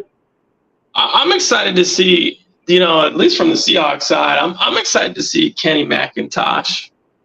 I'd be pretty excited to see him. I know they brought, I know they brought Sir Roderick over to the practice squad there. I'm good. All right. Well, listen, man. This is kind of what I'm excited to see. They have to be super inventive here, because I love McIntosh. Not even just McIntosh, just the coaching staff. Because the coaching staff, you can't take another embarrassment. So I expect them to turn it up here on this game. I expect JSN to go off because he's getting better every game. Every game, JSN is getting a little bit better, and he's progressing, and he's gaining more confidence. And I just work him over the middle, get him matched up on Greenlaw, and just throw it over because you're not going to beat him outside. You're not going to beat him over the top unless DK goes off again. And you're sure as shit not going to run through that front 7 and pound them with our 2 best dudes on the mend. That's not going to happen. You better get JSN in the slot, get him matched up with a linebacker, and just spray and pray, baby. That's your best shot. And then you got to hope they mess up. You got to hope that luck falls your way. You're not going to beat them player for player, man. It's just not. Oh, man. And I team this year. I think what you said badly. Well, and I think what you said there makes a lot of sense because where you kind of need a ball to go your way once or twice. That's been basically the story of the season. We need we've lost by one fucking play or by one call or by a combination of exactly 1 score games all over the place. So and a lot of those. Is Gino gonna make it out there? He's a game time decision. I don't know. That's one thing we you guys should probably discuss right there, man. What's your thoughts on Drew Lock as well? I'll let you finish your statement on that, but that was the first thing that popped up in my head when you said the injury report was Gino was down. Yeah, I don't know if Gino's down and they can't make that magic happen, that catch and run that they made happen, against the Cowboys with Metcalf. If that's not in our cards, we're gonna have some problems. Yeah, we're definitely gonna have some problems. Lock hasn't played, so he's gonna have zero connection, with any of these receivers. And I want to see him play, just to kind of see what he's got, but I don't want to see him play against San Francisco. That doesn't sound fun. Bro. That's not your let's figure it out game in San Francisco. That's not your hey brother, let's build up your confidence slowly. No. That game's in 2 weeks against Tennessee in Tennessee. That is not this week nor is it next week against the Eagles. We're going to roll him out against the Titans, the picketless Steelers, and then to Arizona and make him feel good. I'm not trying to roll him out there to get murdered. But then again, Gino's probably like, yo, dog, I'm not trying to go out there either and play these cats with a busted groin and a tore up tricep muscle. So I don't blame him. I think Gino, the way that I look at it from Gino's perspective, he pretty much has to play. Yeah, you got to make that money, bro. And it's not even just cortisone or something. Well, it's the money, and it's also he's playing for his job. Clearly, he is. That's what I mean. So, I want to see that second year of that contract for sure. Yeah, and you're running out of games. You don't really have that many left. So if you don't play this game, it just leaves you in a position where effectively you have 4 games to bring your average up as a QB pretty substantially. I don't think he could really do that. I mean, you have 4 games essentially to jump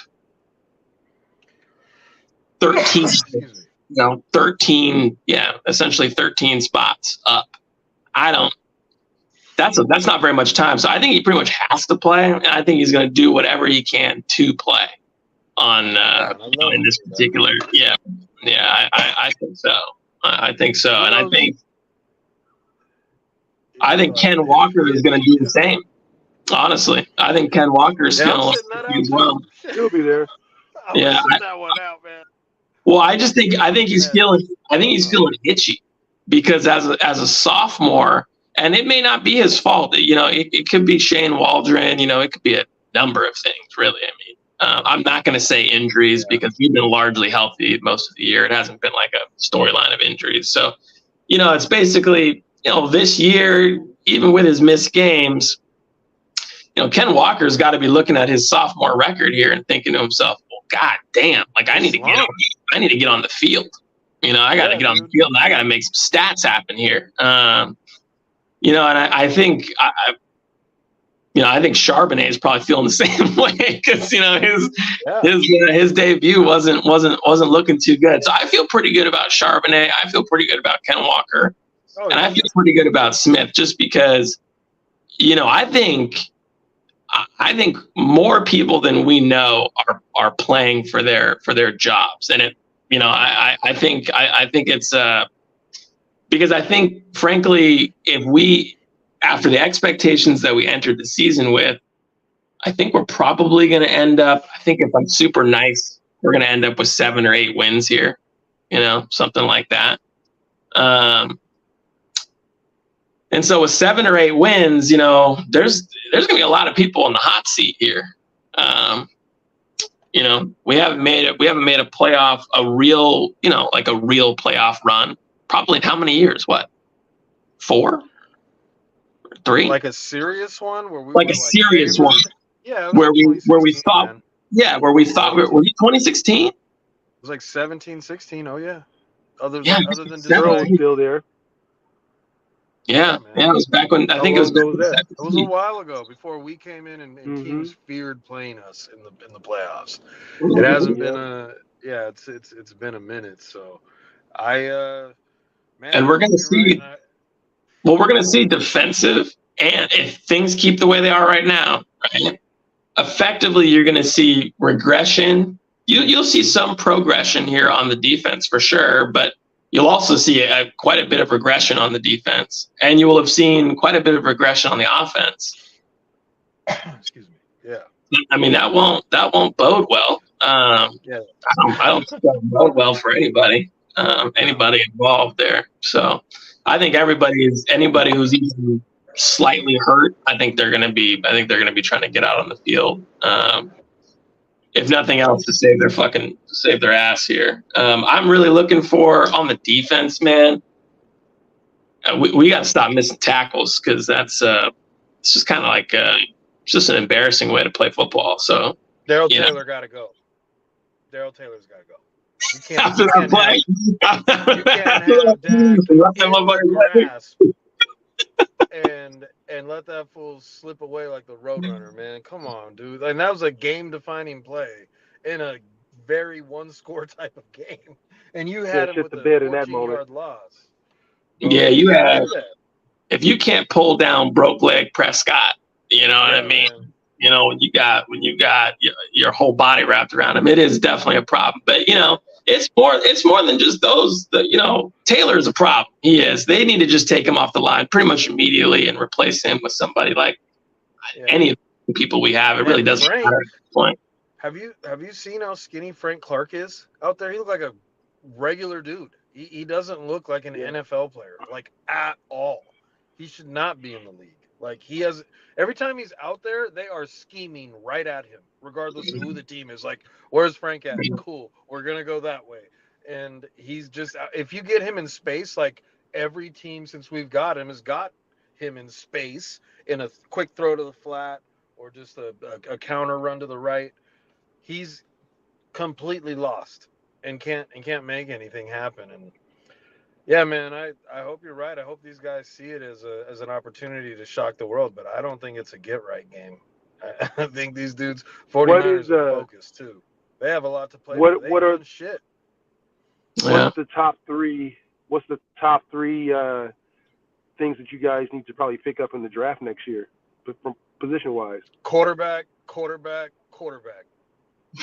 All three. I mean, well, I think the smart thing to do is you know, is the obvious things to do, right? So Diggs, very bad down year. You know, Adams, very bad down year. Both of them, just to be totally honest with you, I don't really understand how we go from knowing how to use them in a defensive scheme to not knowing how to use them in a defensive scheme in only like a calendar year with largely the same staff involved on the team. So I'm not really sure what happened there, but their regression is serious enough that I don't think you can pay those. I don't think you can keep paying that, really. So I would probably take investments away from your safety room and invest in the trenches like immediately. Just somebody to back up Williams and Mafe, you know, somebody out there would be great. You got to get Taylor off the line. Yeah, you got to get Taylor off the line. Frank Clark can't ever even kiss a fucking football line at this point, or can't even kiss a football field at this point, in my opinion, with his stats where they're at right now.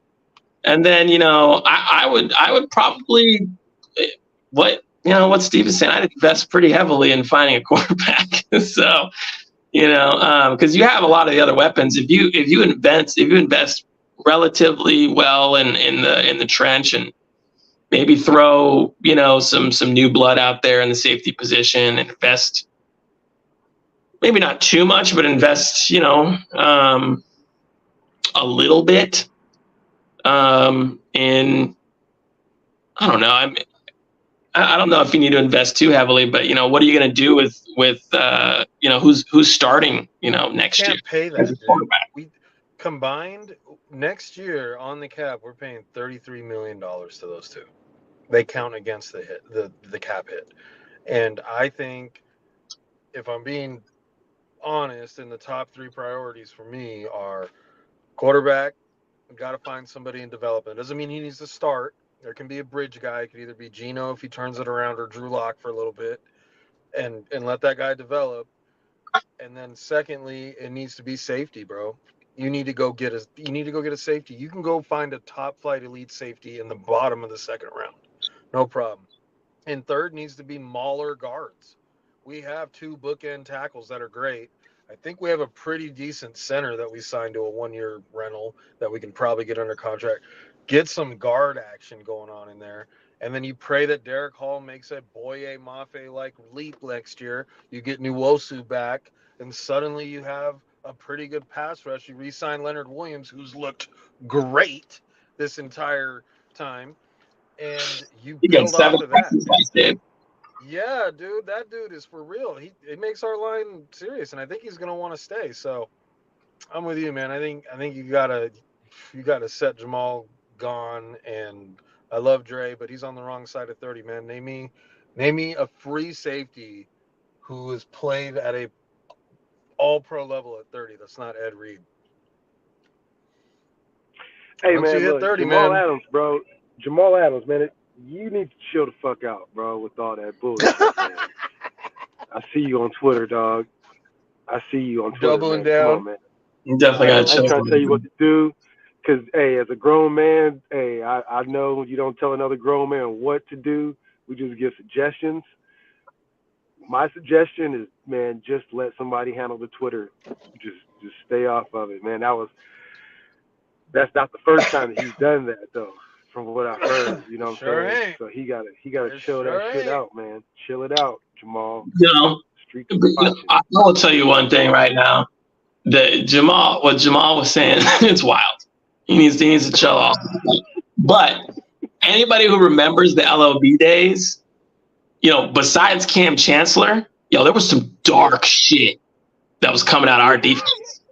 There was some dark shit. I mean, anybody who lived through the LOB days, like, it was, you know, significantly worse. And so obviously winning cures a lot, right? You're winning, then it's kind of like, whatever Winning he just fixes everything, dude. right. Winning fixes a whole lot. But back in the LOB days, I remember a fair few instances of some pretty hardcore happenings. Let's call Hardcore it. shit. Yeah, one of them and is in jail for life for murder. bro. So, or attempted murder. Sorry. yeah. The difference is those cats were constantly balling. There was never a period where Sherm, Chancellor, or Earl for long stretches were getting absolutely exposed and torched like Jamal Adams is. That's a And good when you point. talk all that shit Good point. and you're that boisterous, I'm with it. I loved it. I loved the LOB days. I waited for a team for a Seattle team to get personas like that because we'd always been looked at as soft I agree. and finesse. I embraced it and I loved it. But you know what happens when you talk like that and your play doesn't back it up and you get burned for game-winning touchdowns or you missing tackles week over week? You're opening That shit yourself gets for all brought that up. criticism, man. It's gonna get brought up because you're out here talking all that shit and you're Yep. not backing it up, and that's some punk shit, man. At the end of the day, you can't do that. I think the one thing that I think any friend of Jamal's would say is, Prince, how would you feel if a journalist wrote a story on your wife? Yeah, be on site, man. Right? Yeah. You probably wouldn't enjoy that very much. I imagine you'd be pretty upset, as would I. Yeah.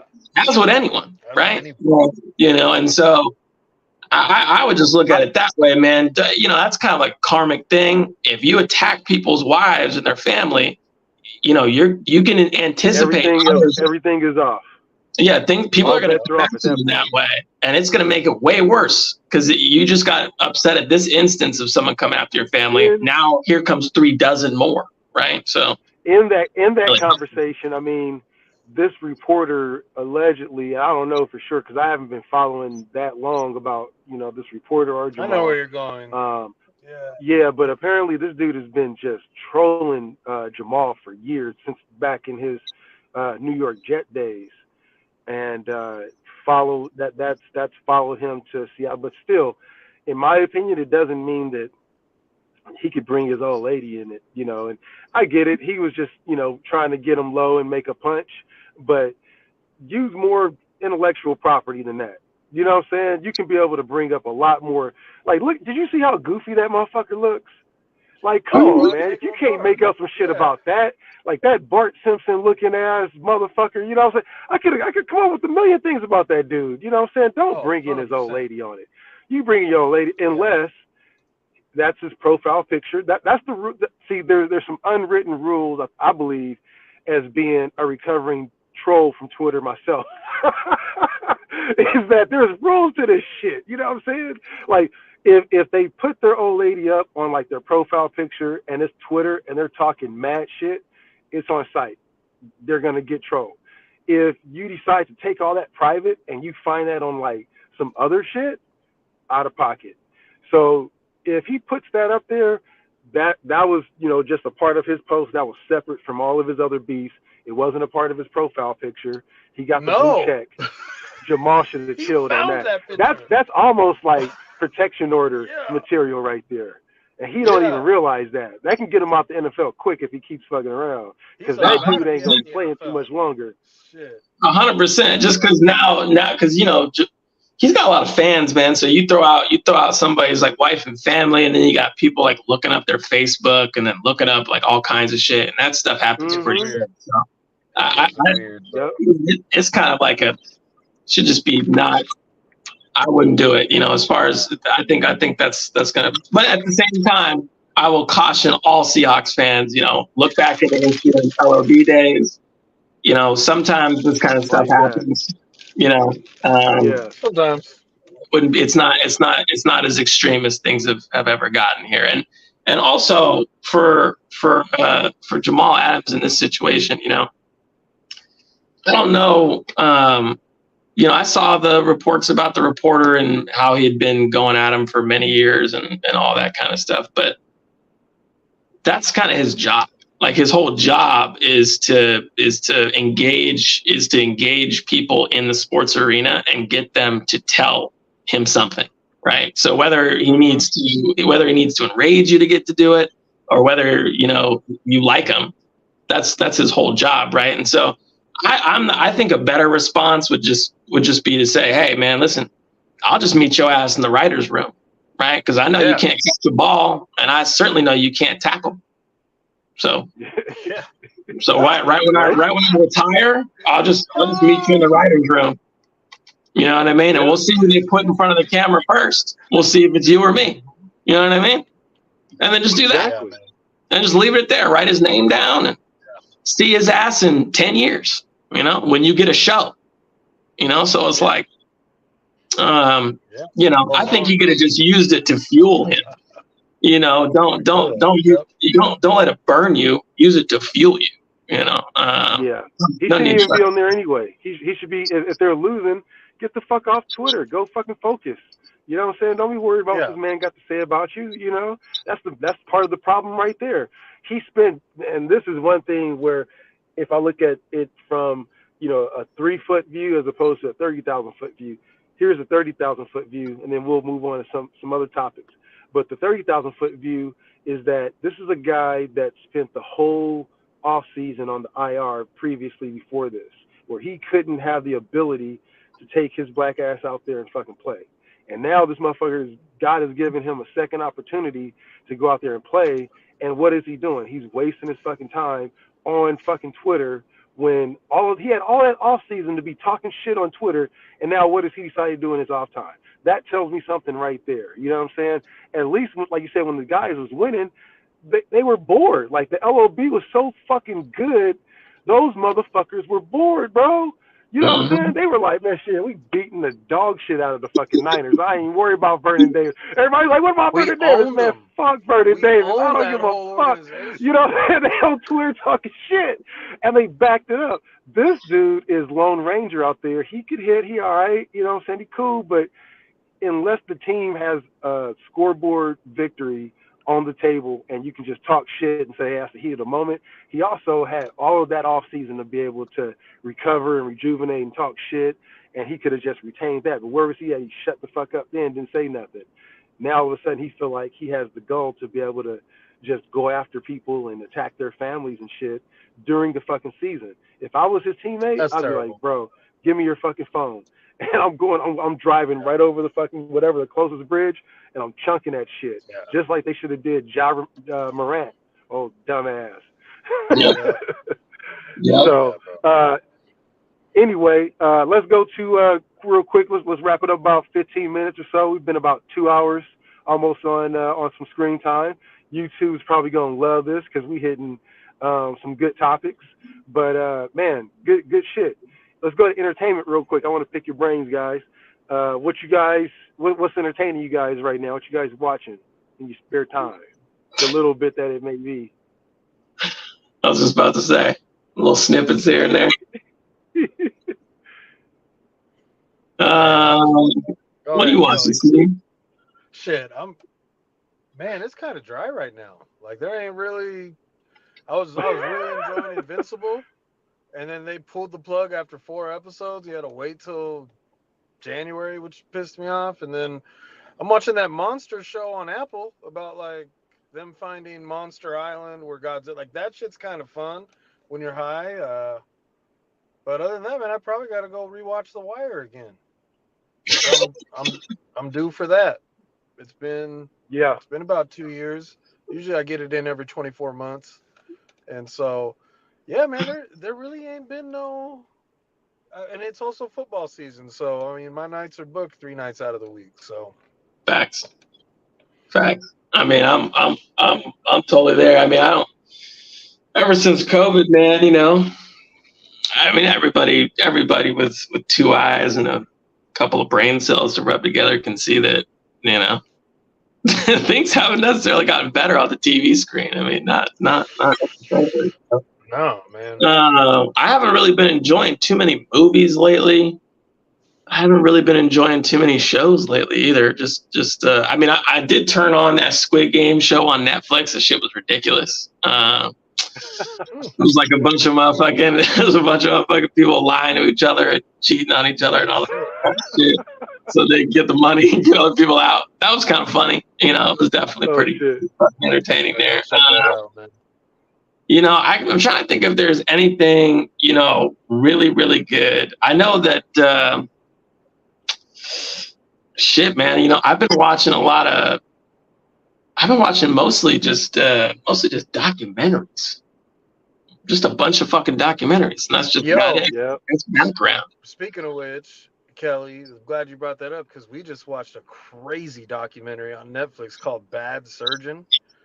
I could not believe the con this fool pulled off. He was a surgeon. You just have to watch it. I'm going to butcher it. I think I was just seeing it last night. It's on the front. He had so many hoes on the side that thought he was the direct doctor to Hillary Clinton, the Pope, President Obama, Elton John, the famous opera singer Andre Bocelli in Italy. Like, he was their doctor, and he was just stacking them up on the side. But that's not the thing, man. He was experimenting on healthy people and killing them in the process because he wanted to win more notoriety.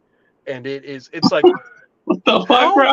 How did this dude not get caught doing this for decades? And he was working at the finest hospital in the world in Switzerland with tons of oversight. And he was just murking people. He was like, oh, your throat kind of hurt? You just won a lottery. That's a new thing. We're going to fly you in. And then, boom, dead within 2 weeks. And he just left a trail of bodies, and he's just stacking up side pieces on the side. And, oh, man, dog. It's called Bad Surgeon. It's worth your time. I was like, hey, man, respect. What is it on? It's on Netflix. Oh, I'm about to watch it right now. I'm about to watch it right It's unbelievable. Now. I was like, I got. Oh man, it's Friday too. Hell yeah, I'm about to watch that shit right fucking now. Man, I watched a documentary. Speaking of documentaries, man, I watched one with Wesley Clark, and or both Wesley Clark Sr. and I guess he has a junior that the general, U.S. Army general. And his son, he also served too. He was like a colonel or something like that. Complete opposite of him. And they just sit in the car and just argue all day. And they're just, it was entertaining, but it just got sad. Like, I was like, fuck, I had to cut that shit off, man. They were talking wild shit on there, man. Like, giving like a very bleak reality of like, cause one side was like, his father is very strict and stern and believes in the government side of things. And then his son just believes that all that shit's about to fucking collapse. And everybody's going to be fucking out here just mobbing. And he has a good backing. Both of them have a belief behind it. And I was like, let me cut that off for a little bit. I'll come back to it. Tonight ain't the night for that. But I've been watching. So I have like this little small addiction that I've developed of the X-Files and cardio. So every morning I'll watch an episode of the X-Files as I'm on the bike, on the bike or on the treadmill, 30 minutes. And they're just 30-minute little episodes too. So I'll just sit there, watch the X-Files. They got some for them to be able to come up with all of that back then. And now we're seeing that, hey, man, hey, all that shit on X-Files. So I'm watching it now as like a full belief that shit was possibly true. Like 75% of that was really going down. So I watch it with a different belief than I did when I was, 13, 14 years old as a kid. You know what I'm saying? That gave me another one that I found. That's what it's called. It's called Found. It's a sister on there. She got dreadlocks and shit. And you remember the dude from Saved by the Bell, Zach? Bro. Oh, yeah. She locks a serial killer in there? Yeah, bro. He fucking kidnapped her. I heard it's good. And back when she was a young girl. And she lets herself out. She escapes. And then she ends up kidnapping him. And she keeps him in her custody as she works for the feds or for these, her own contracting company that helps find people that go, between the cracks nobody wants to find. And because she was that girl. But little do they know, she's doing all this humanitarian work. Little do they know, she got old boy Zach from Saved by the Bell still locked up in a fucking cage in her basement and shit. And she's feeding him lunch, and he's helping her solve all of these fucking crimes and shit. It's wild, bro. I'll be on the treadmill like, oh shit, man, what the fuck? This is crazy. So those are my two go-tos right there. Is the X-Files and Found, and they brought back Quantum Leap, dog. Oh shit, yeah, I saw that, man. I don't know if you guys ever remember Quantum Leap, man, but I love me some Quantum Leap. Like hey, they had the homie on the bro. You don't remember it, Kels? I've never seen it. Back in the day. Bro, never let watched. me tell you about Quantum Leap. Never watched it. Bro, let me tell you about Quantum Leap. So Quantum Leap had this dude. He was amazing, man. Would just go to different parts of the multiverse, and would go to different timelines, and he would be the image of other people that other people could see him as. So he would come back and he would look in a mirror and he would look like that person, but he was being him. And so he would have a guy that no one could see that was with him, that was looking at this little portable device that would tell him, hey, and he's reading about the guy that he's portraying, guy or girl. He's like, hey, so this dude ends up becoming the president of the United States. And so he'll be like John F. Kennedy when he was in like elementary school, and he has to fight, his bully. And if he doesn't win that fight, he doesn't become president. So he has to help him. And then if he doesn't continue that mission, he gets stuck there. So he has this homie that was on a fucking iPhone, just smoking a cigar that no one could see, but he was from the future and he could see him in a hologram. And so he was basically looking up Wikipedia and just like, yo, man, hey, this is what happens. And so he wouldn't know. And so he would quantum leap. As soon as the job was done, he wouldn't know. And then he would just magically quantum leap out of that body and go to another time and would be Joan of Arc. And then go and be fucking King Arthur or whatever the fuck it was. When the fuck did this come out? When was this? Yeah. This came out in the early 90s. It's called Quantum Leap. It's fucking amazing, bro. They just brought it back.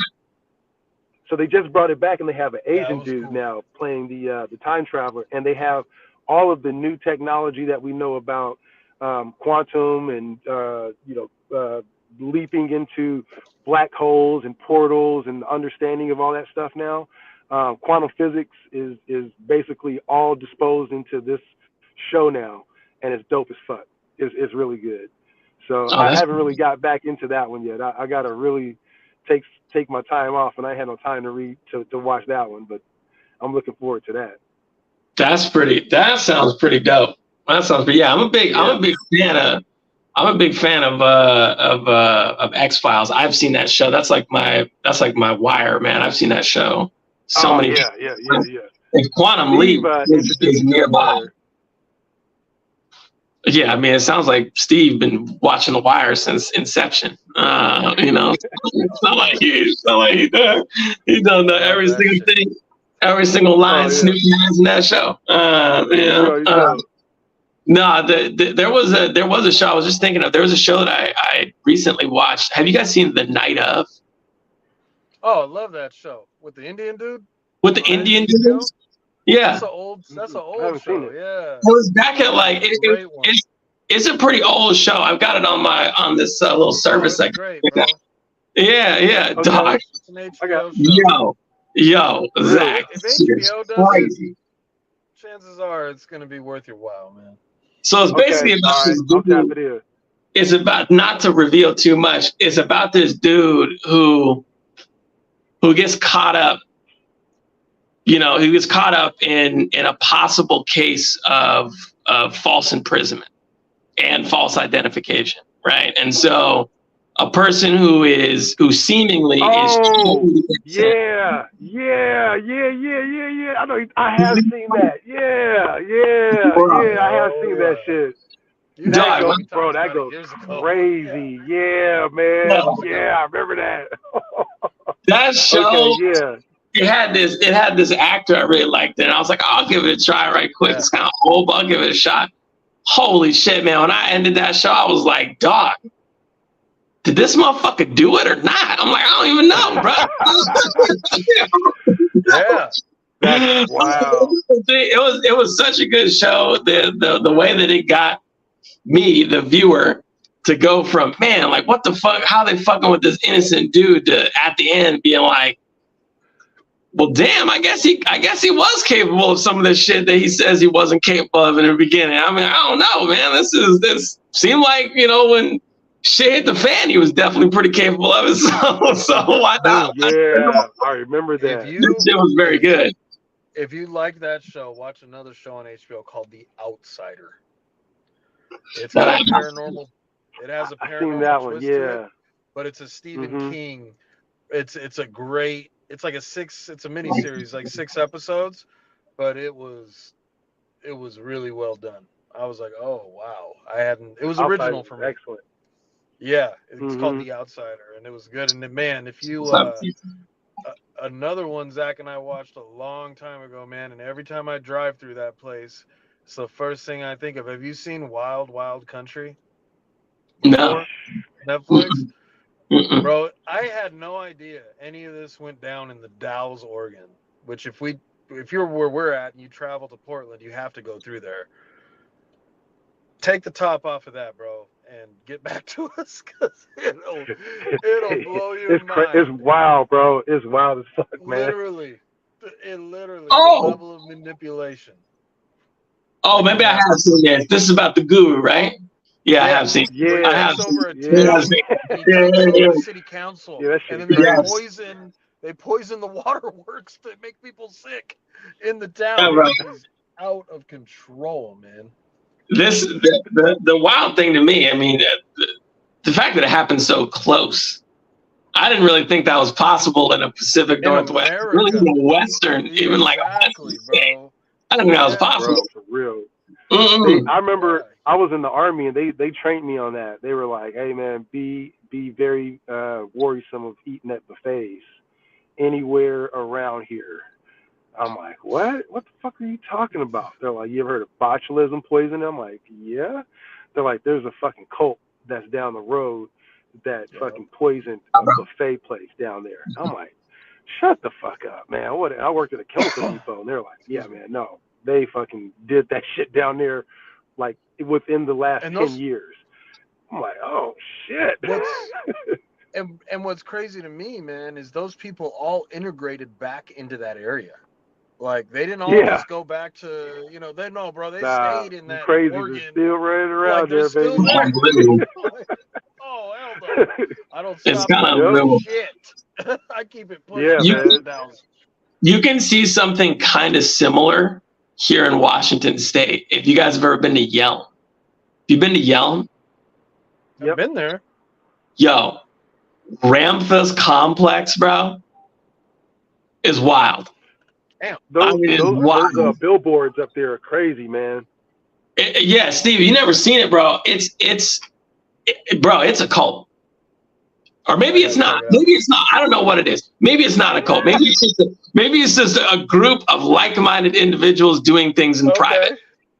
I'm not really sure. It could be both. It could be both. It could be both. It could just be that. It could be that. But man, when you drive past it, dog, it looks wild. It's this giant complex. They've got all these like smaller houses on the property too. So there's like this little neighborhood behind the wall. Bro, it looks wild. And it's all covered. It's all covered by these big giant trees that run the length of the property. And so there's a public road that faces the property, or that the property faces. All of it is covered by these trees and these walls. And then the private road in the back, you can't get to. So you can't really like see into the property. But bro, I'm telling you, every once in a while you drive by that place, you can see groups of people out there doing something. You know what I mean? They're doing some kind of like something, dancing, moving, doing something together. Like I said, like-minded individuals getting together, do stuff in private, some stuff like that. But if you haven't seen that area, dude, drive by and just stop. Just stop for a second. It's me with that. No, I don't like creepy shit, man. I think she's the lady who's you know, and again, you know, it is what it is, you know, it is what it ain't. But, you know, she's a lady who says that she can, you know, that she can channel the spirits of like,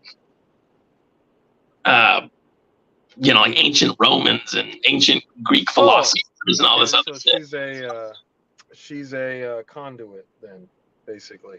Mm-hmm. And yeah, I've seen a lot of those people who claim they can, like Abraham Hicks type thing.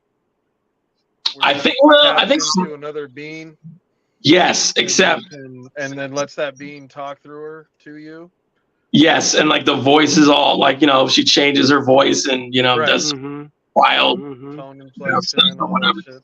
Yep. Yeah. Okay. Damn. Well, some of that shit I believe is legit, but you know, that'd be really easy to fake too. That's the way I look at it, man. Exactly. Oh man. That is crazy shit, dog. I mean, if you've seen the complex, bro, it's like the building out front is so huge, you know, and it's her residence.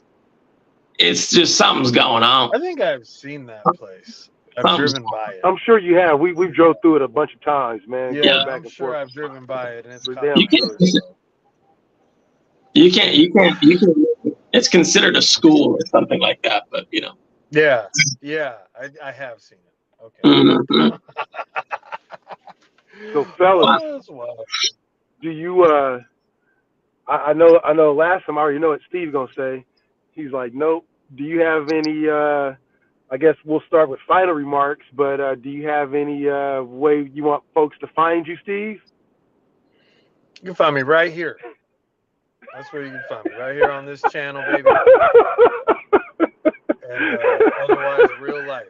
You can find me if you come across me in real life. I mess with you. That's it.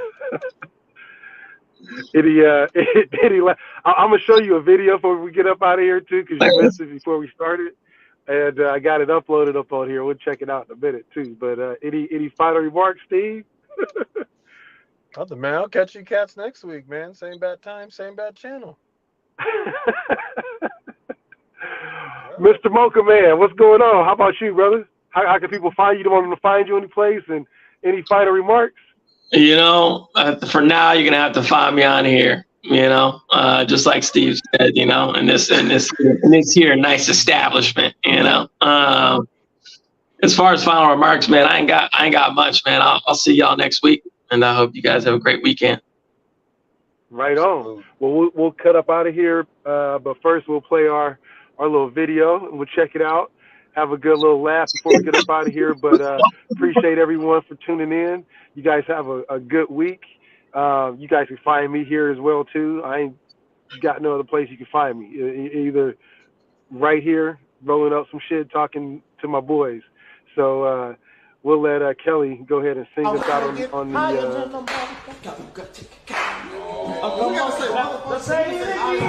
Somebody roll the weed. It's my song. I wanna get higher than the motherfucker. Somebody roll the weed.